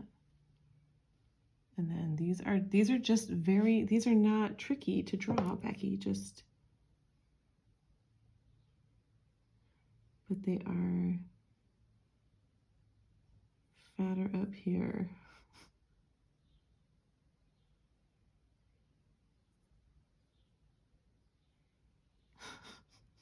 So what was the hardest part of drawing, Chef?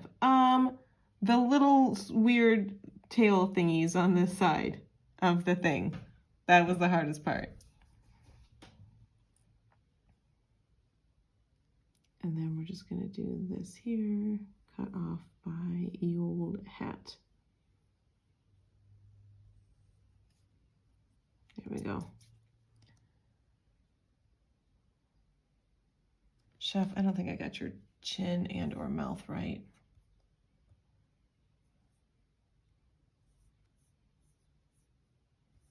And then I gotta figure out what to do for your body.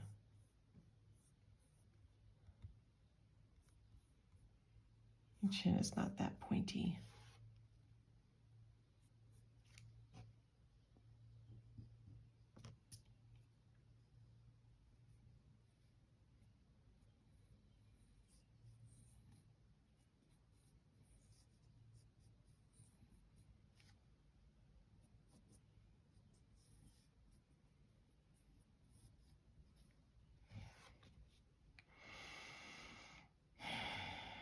That's better. It's not great.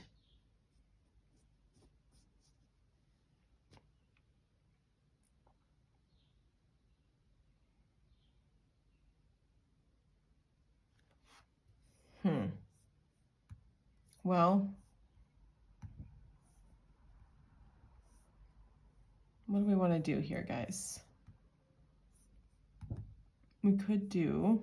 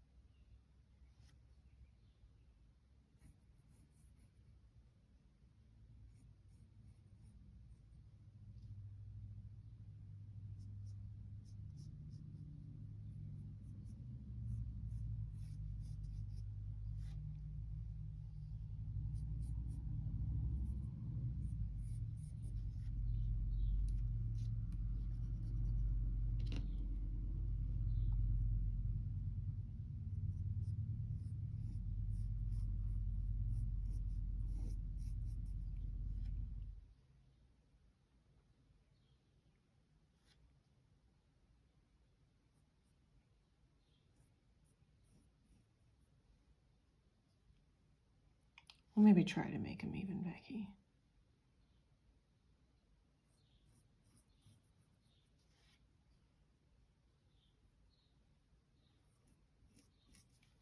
Go.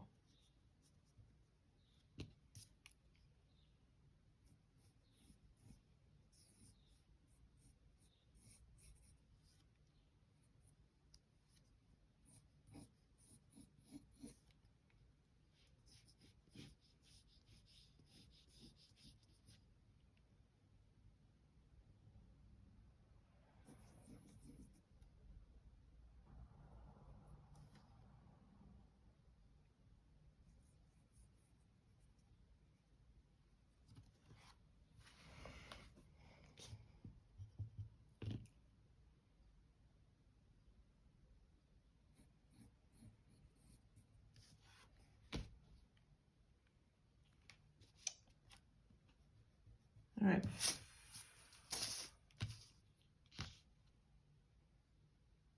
I don't know. This might have been the worst idea of all time.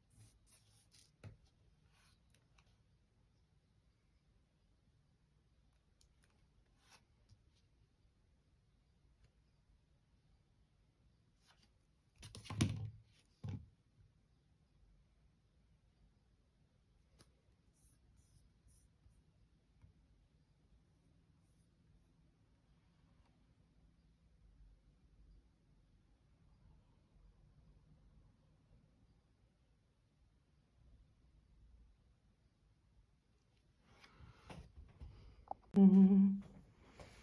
Mm-hmm. Okay. Hello, my little burritos. Welcome, welcome. I've had lunch. We're gonna make this deadline, my friends. I think I want to ink old Chefy boy here. The deciding factor was that I know how I want to handle his beard with a gray wash and some ink, and it'll look weird if I don't have anything else inked. So we're gonna ink the chef before we paint him. I'm not particularly precious with my lines, so let's go to town, I guess. I do want to double check his the buttons on that jersey.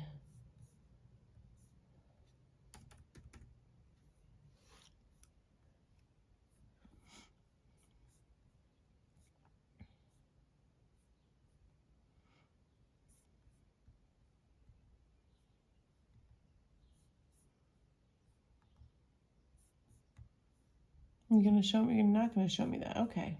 Thank you, Internet. Really helpful.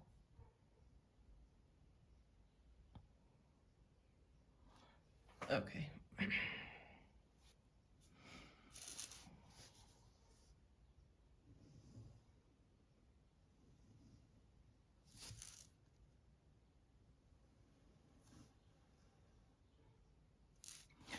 Probably should have this picture up just in case I have questions.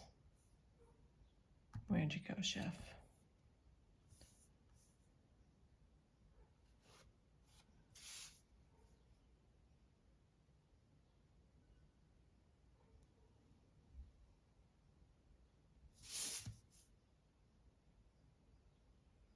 I know I said I'm not too precious with my lines, but I'm being a little precious with my lines.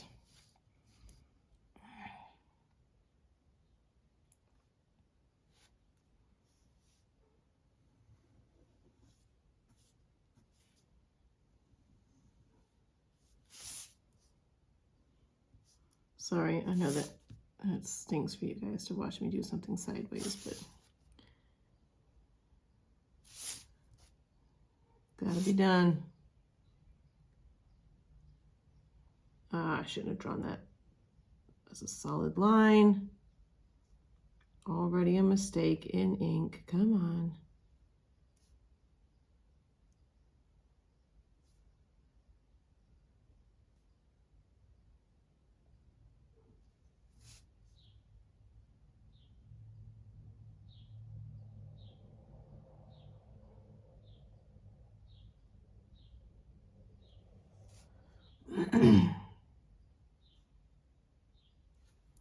Oh, well. You guys aren't here for perfection, right? Right? Better hope not. You'll be, you'll be very disappointed, I'm afraid.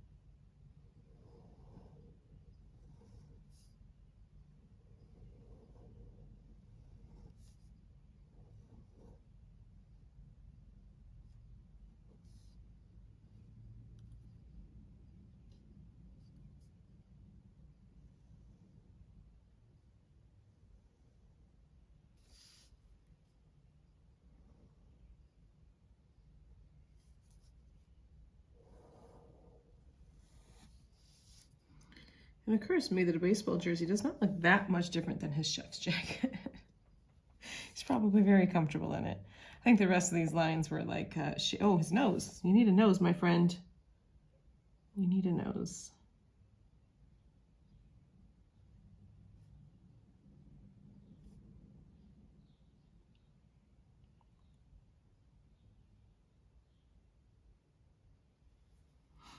I think the rest of these were just shading guidelines. All right, so let's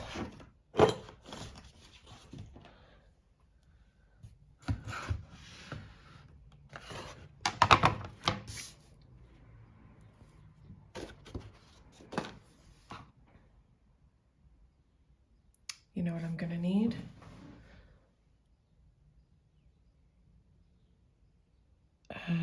I'm gonna get some of that. Hold on, I have some Mayan orange over here in my I Never Use It palette. There we go.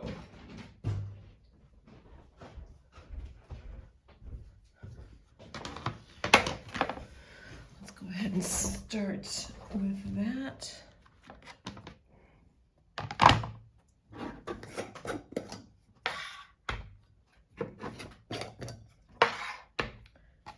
I have to unscrew my water lids because of you know who.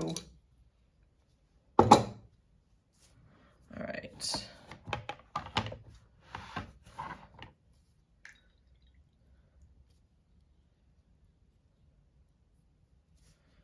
Now I drew on hot press paper, which if this is your first time here, you know I do not like. Not a fan of it, but I think it's okay for portraits because I'm not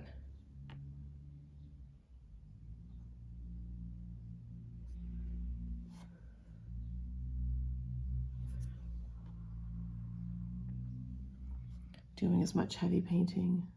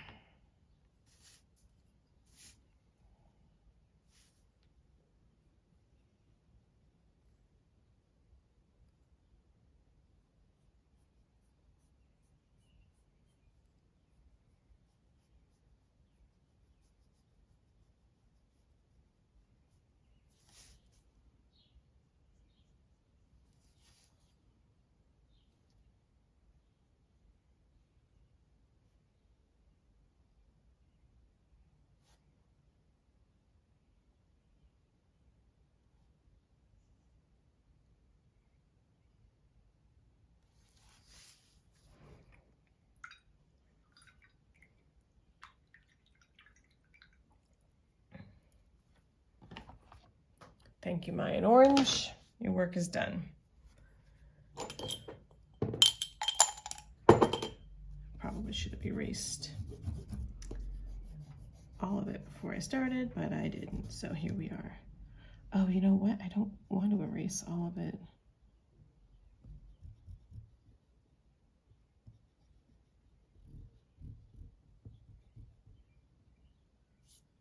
I want to keep those shading lines I put in here for his beard.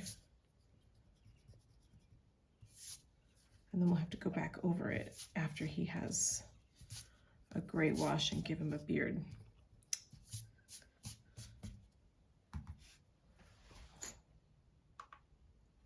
Come on, laptop, why do you keep?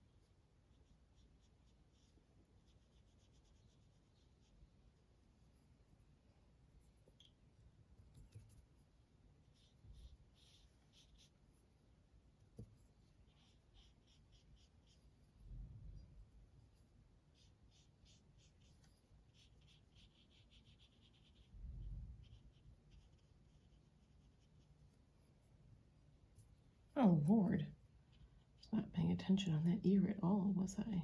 Come on, there we go.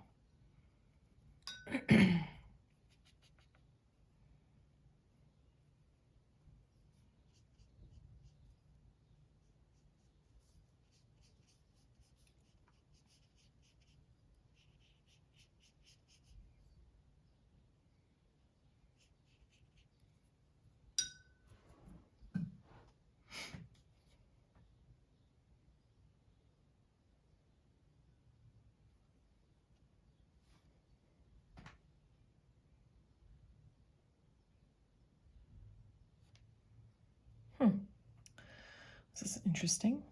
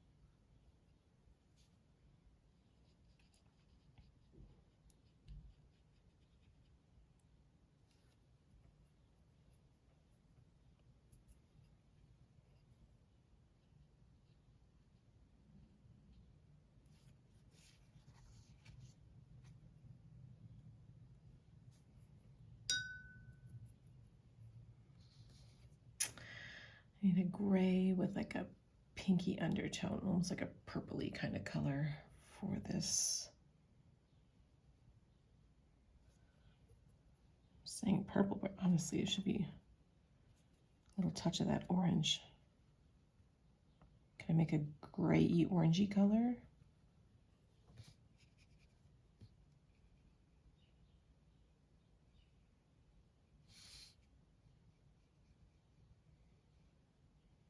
Gonna keep it that orange. Come on.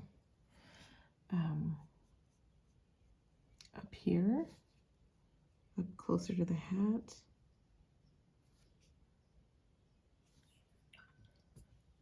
And then I'm getting very specific here, and I probably don't need to be this fussy. I don't think anyone's going to be admiring the shadow tones I used, but I like knowing that I put in some orange reflection up there, and then just a straight gray.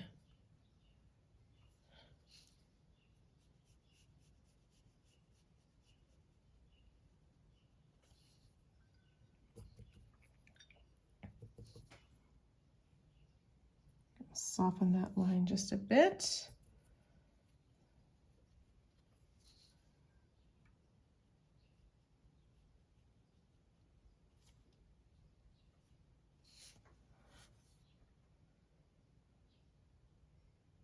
Some nice shadows you got there, Chef. I don't mind those at all, my friend.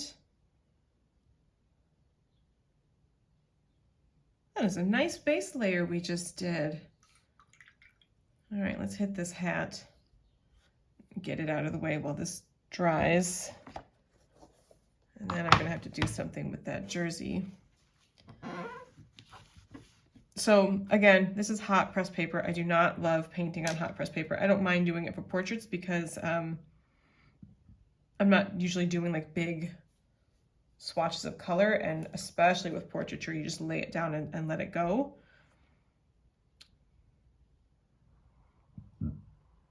But these are bigger chunks of real estate than I like.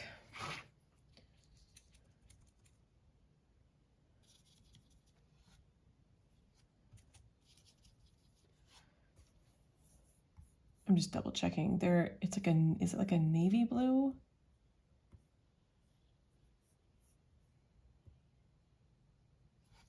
It looks like it's black and orange in some places, and in other cases it looks.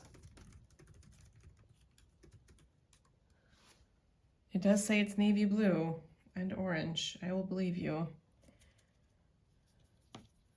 I'm gonna use Mayan blue and a touch of witch's silk. Just enough to be like, oh, there's some, there we go. Some Mayan blue and a little bit of witch's silk.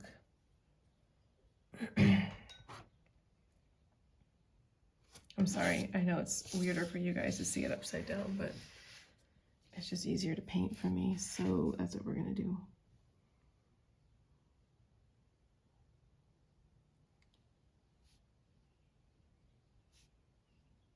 One perk of painting with this hot press paper is sometimes with cold, like I know I'm supposed to lay it down and let it go, but sometimes with cold press paper, you're like, I'm gonna go back and just fix that real quick. I find with hot press paper, you cannot do that. Like you have to you're just done. You don't get a chance to be like, oh, I'm gonna fix this real quick. No, you're not. You can go back and add in layers, but once something is laid down, it's done. There's no messing with it.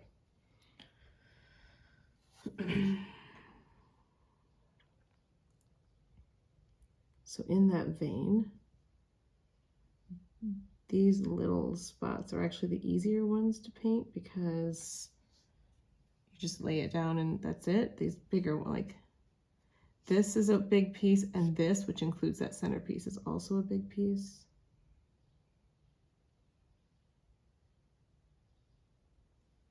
I don't like that. Come on.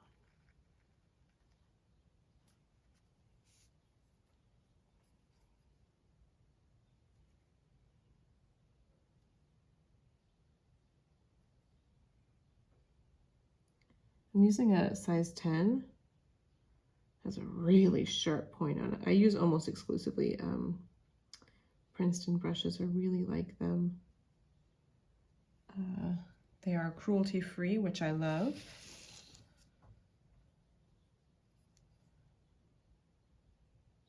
And they're just really good all around brushes, and I find that they hold their points just incredibly well. I've never had a Princeton brush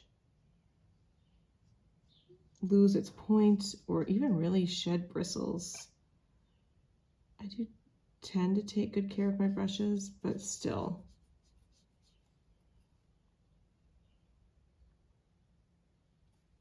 Just trying to pick up some extra pigment there.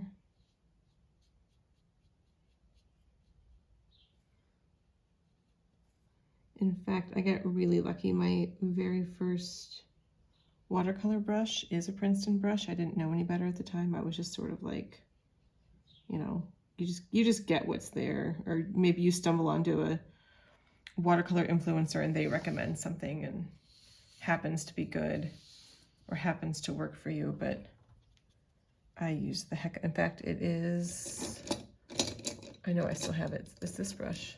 This is my very first one, and I still love the Velvet Touch brushes. They're not exclusively for watercolor, but they work really well for watercolor. And if you're painting for long periods of time, that handle is really nice. As is this one. This is the Aqua Elite that is specific for watercolor. And this handle is also pretty soft.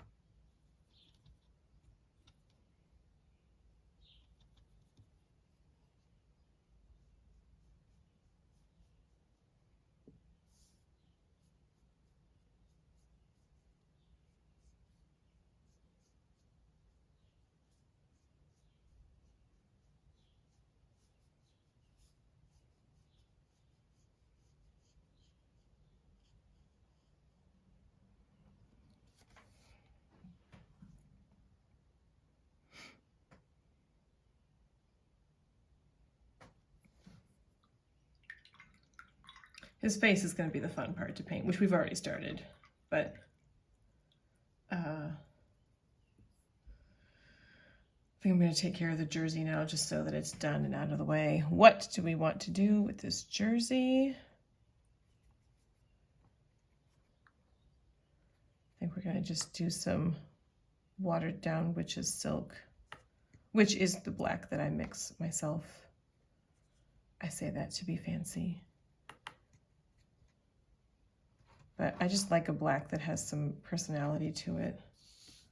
So I don't like it when it's just like, you know, straight. Even that might be a little too dark, but the watercolor does dry lighter than what you lay it down as. So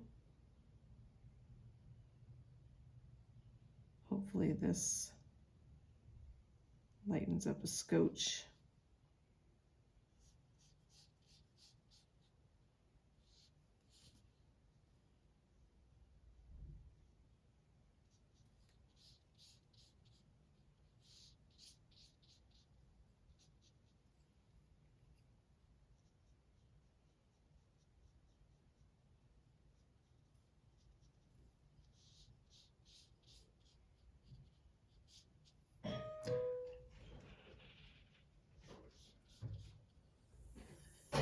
Is that my dad?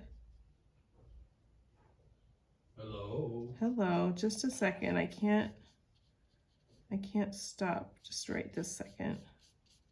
Oh. I'll be done in about 30 seconds. All right, my little burritos, we're gonna pause right there and let this dry, and then we'll do the other side. Hello, my little burritos, welcome, welcome. My dad stopped by to drop some stuff off and get me to help him with something, and now we're back. This is why I hate hot press paper. We applied that so evenly, and it is drying as if it's just gross.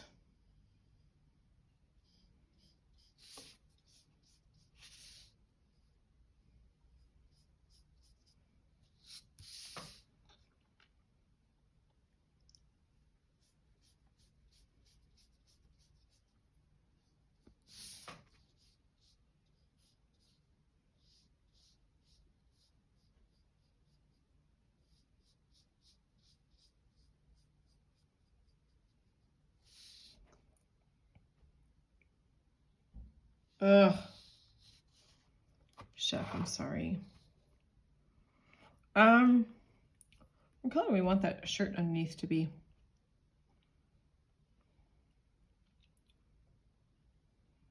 I think it has to be black.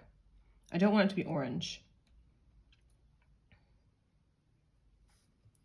I do want these buttons to be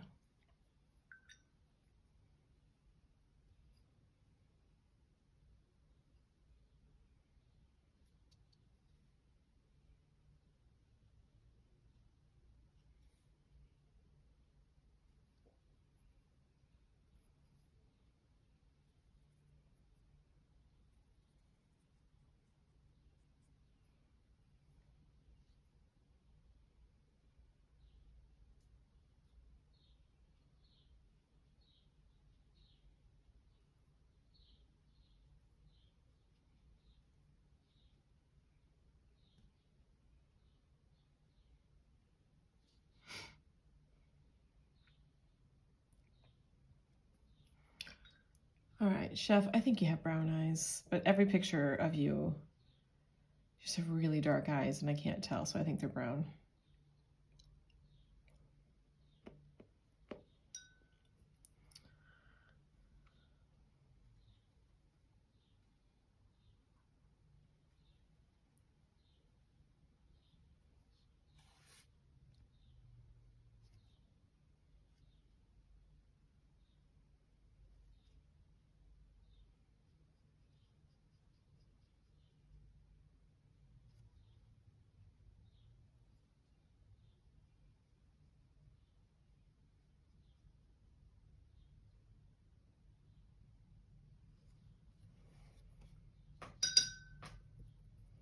Okay.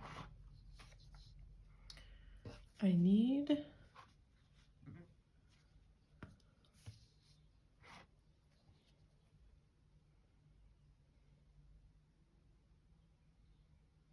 Well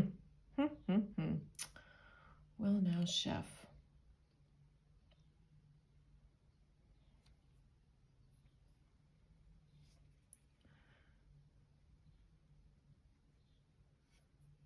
Do a little transparent red oxide with witch's silk. Give me a nice brown.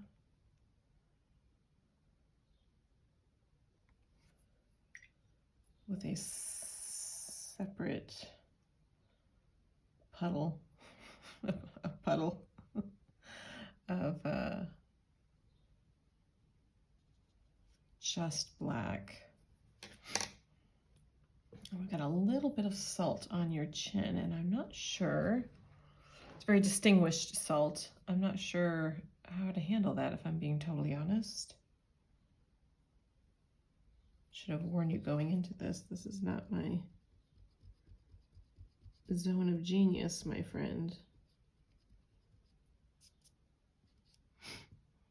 I guess I've actually, any lines that can be erased now, I guess we can go ahead and erase them, although once you watercolor over pencil, a lot of times you can't pick it back up again. Or I should say you can't erase it, which isn't the end of the world. It's not like this is a, like I wanted this to be loose, so any line work that we can still see is fine. I'm not particularly fussed about it. I love the shading up here. It just needs to be darker though. I'm gonna have to hit everything with another layer of shading. And then of course shade his whole face, because right now it's all on one plane.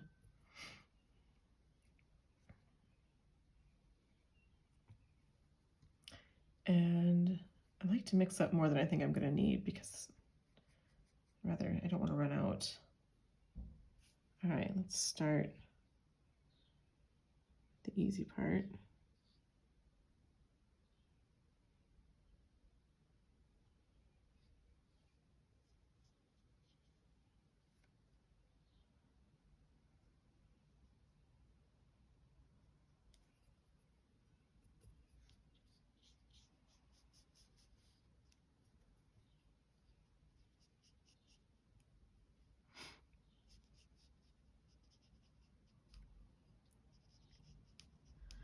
If I had a gray pen, I could go in where there is salt and just do like the shadows maybe, but I don't have a gray pen.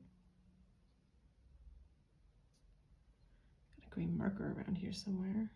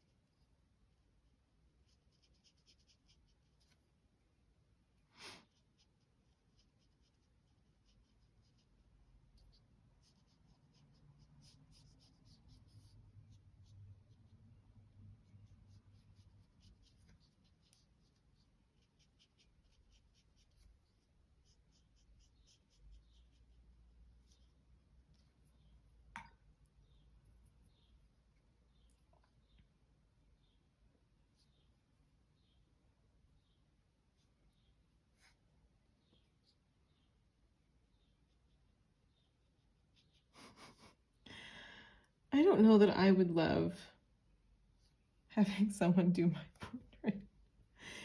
Oh, chef, I'm so sorry. I mean, I'm gonna do it. I'm gonna publish it, but still, I hope he never sees it. So he'll be like, please tell me I don't look like that.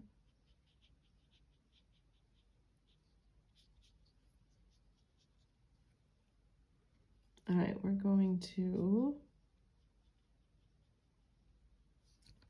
let this sit.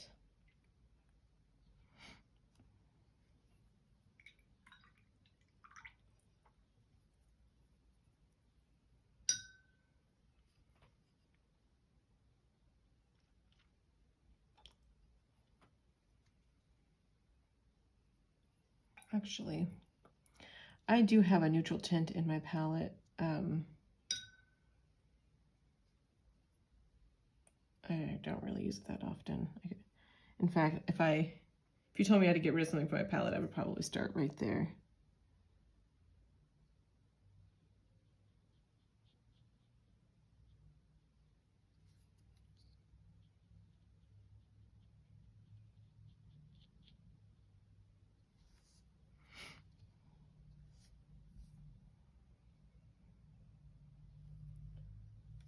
Oh, I mixed up that brown for his beard and I never used it.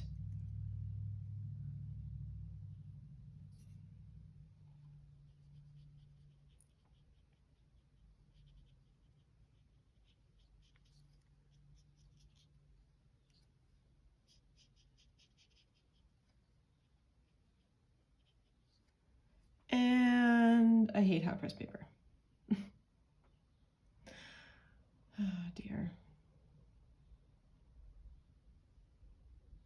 Okay, well, let's attend our own lecture and let that dry, shall we?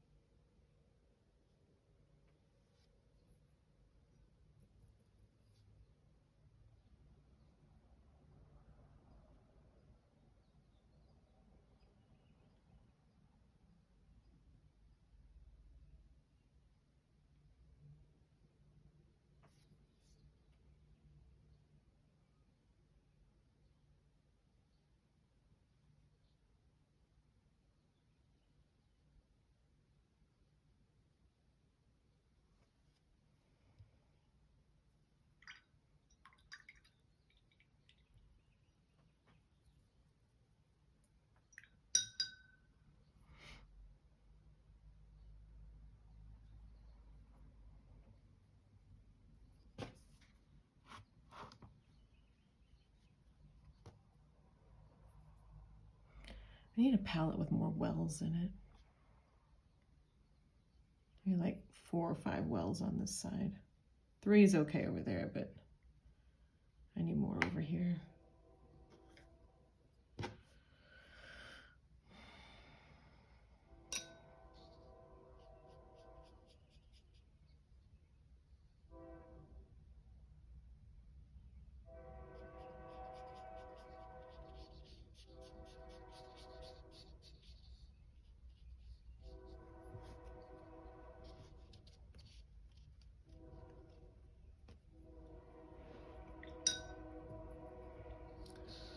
Okay.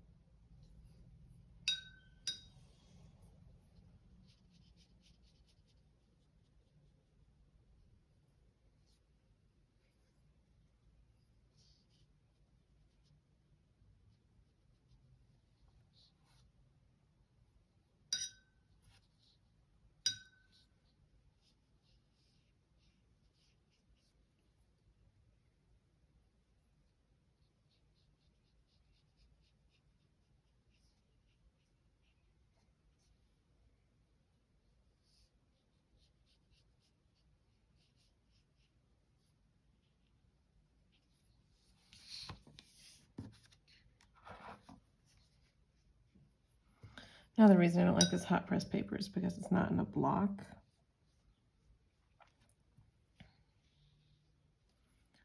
So if you fuss with it too much, as I am, it can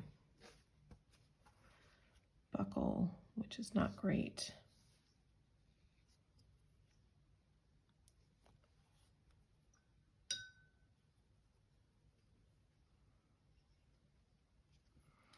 And I have made the rookie mistake of leaving his eye whites super white, even though they are actually in shadow, making them gray.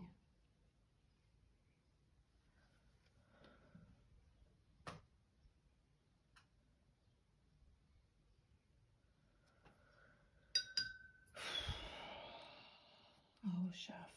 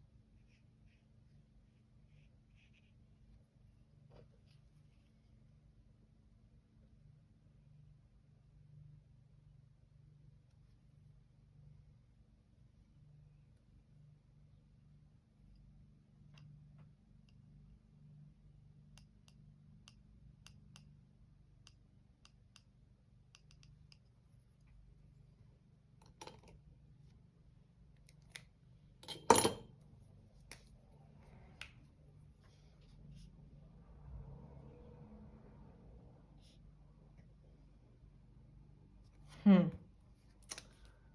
can already tell it's not what I want to do.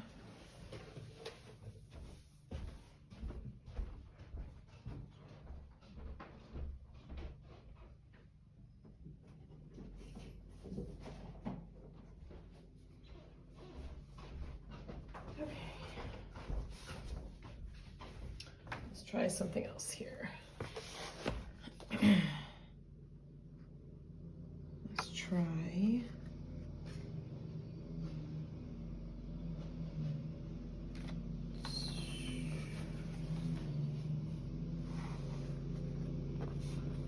these are my markers. Let's try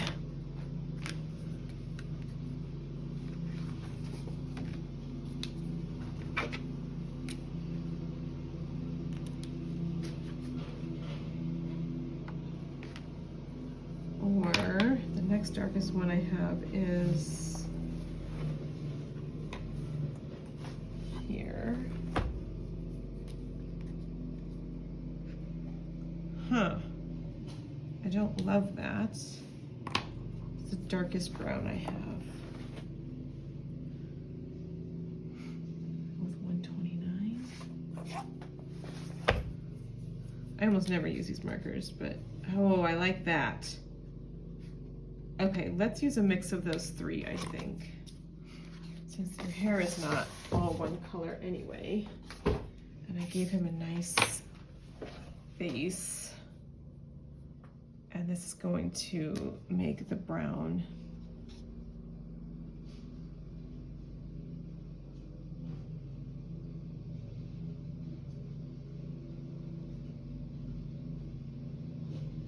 ugh, I have already started down a path, my friends. This is going to take a minute.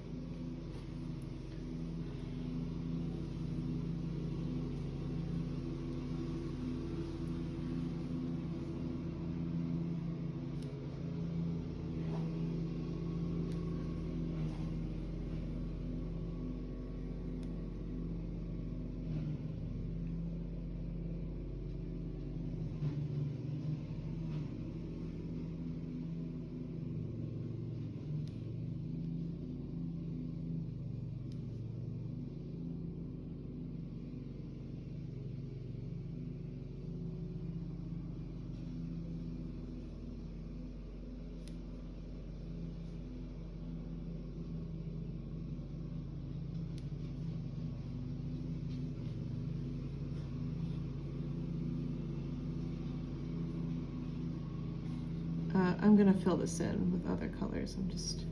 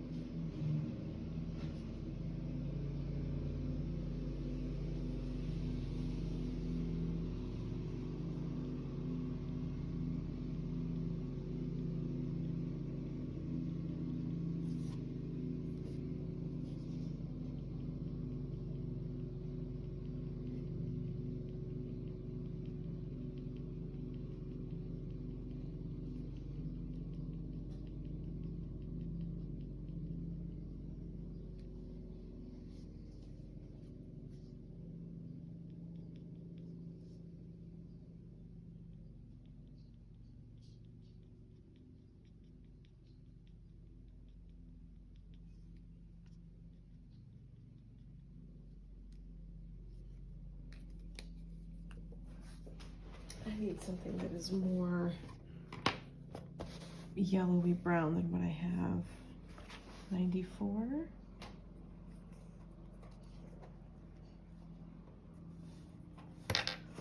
See, when you get a new paint palette, or in this case markers, I always make like a color reference. It's a pain in the butt usually, however, there we go. When you're using it, like when you're in the middle of a project and you need a specific color, it's so handy. That's nicer.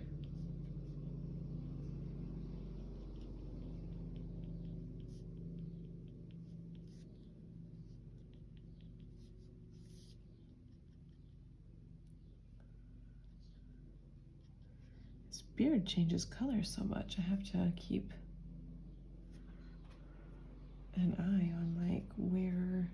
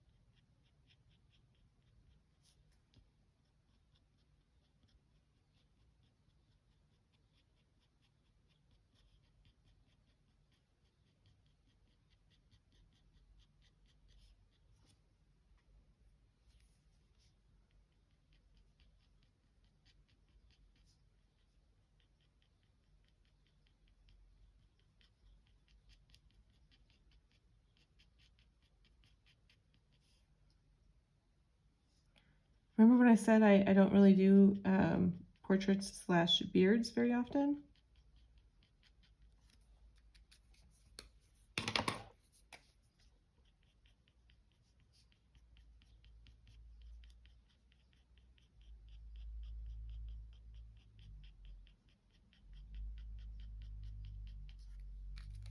However, his beard over on his jawline over here is just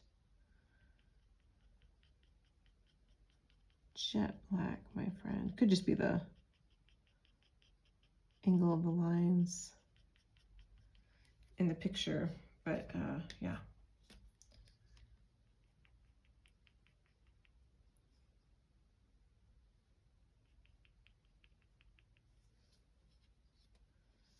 And then again here.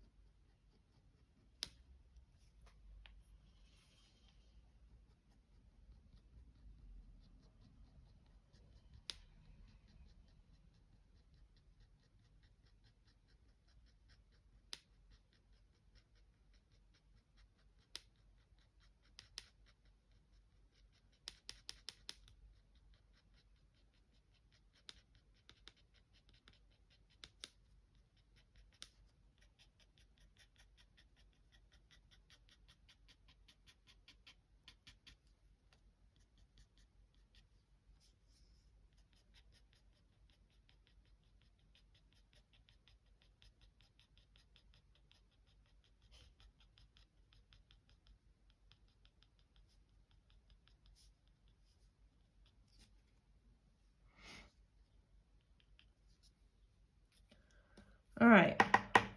How do I handle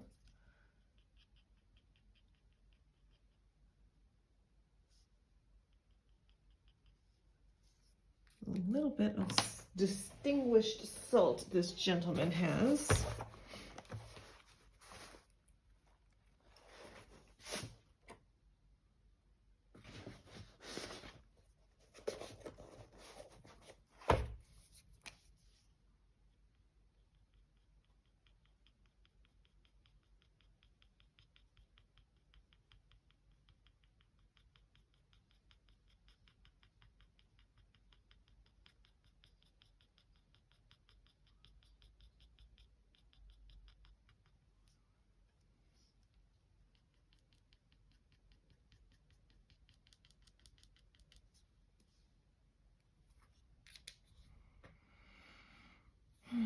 Well, it's probably not the worst painting of him that's ever existed, but it's also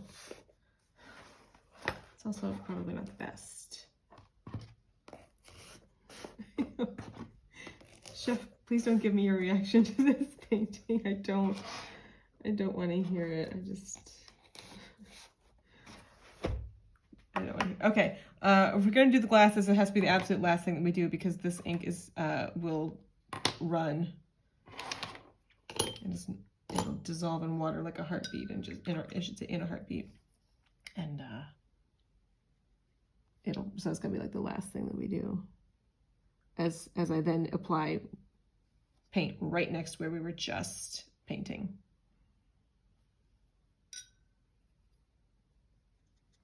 So even though this is a 10, I'm going to do some fine line work with it, and I think we're going to be just fine, given the super sharp point on it.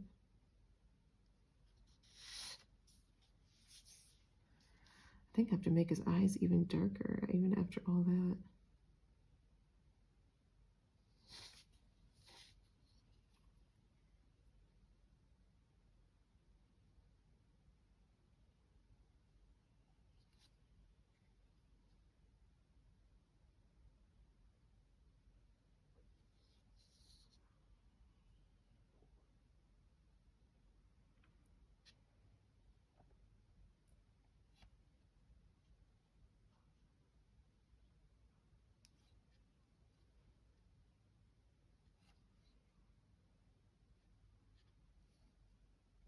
Oh shoot.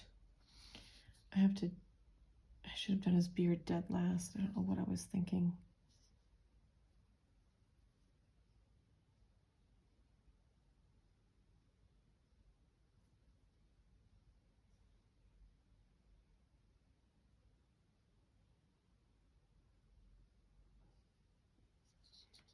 Don't you just love how like adding some shading like totally fixes just all kinds of things?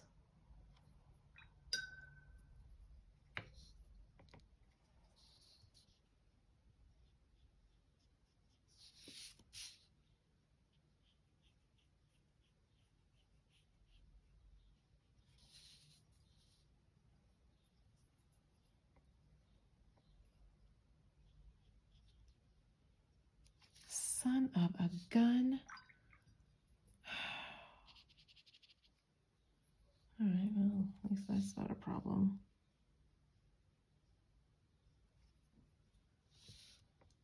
All right, now stop doing that.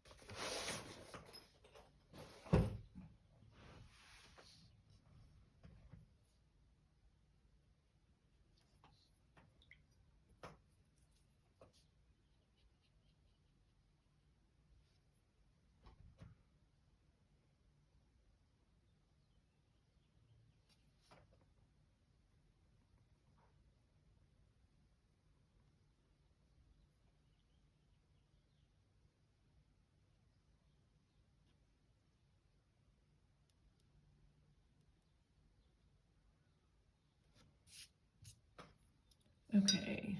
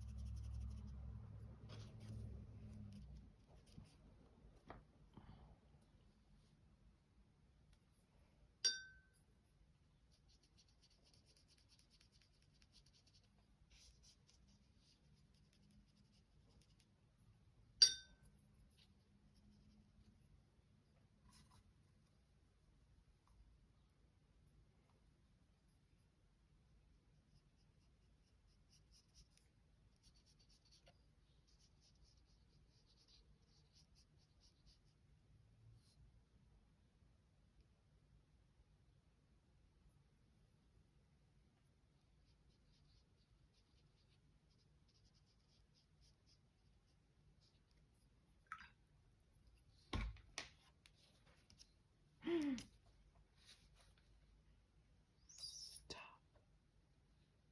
Okay, you got away with that, but we need to stop messing with his neck.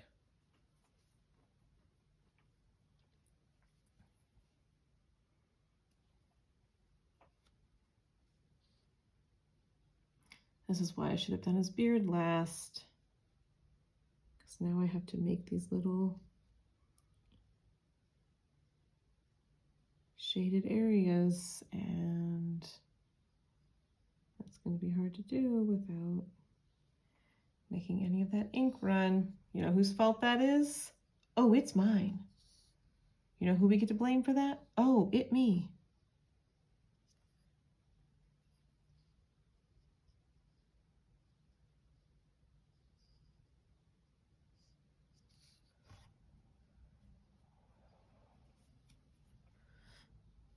I let that dry and then go back in and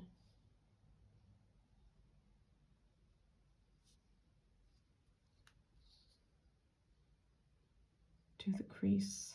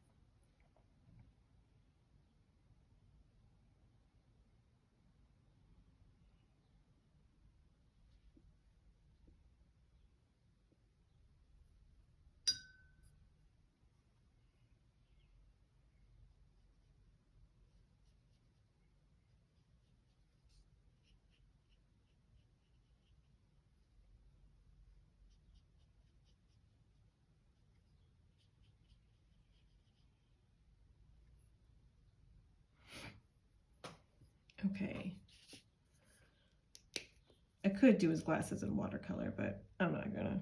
Oh, I did one thing I meant to do and forgot to. I meant to add some shading to those buttons.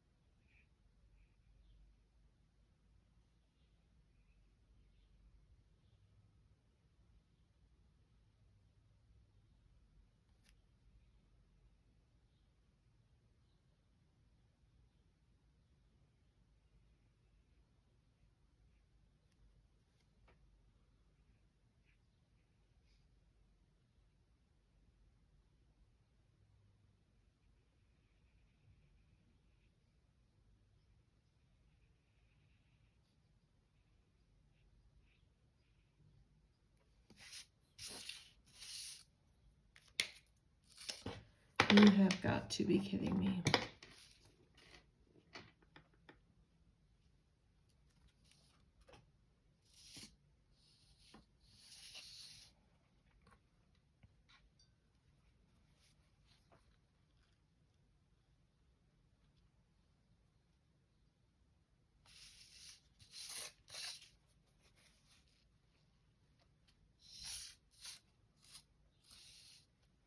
You know what, Chef? We're gonna come back in a little bit. We're gonna come back in a little bit and finish that. One thing I know I can work on right now, though. I did want this to be a lighter black, but that's a little too light.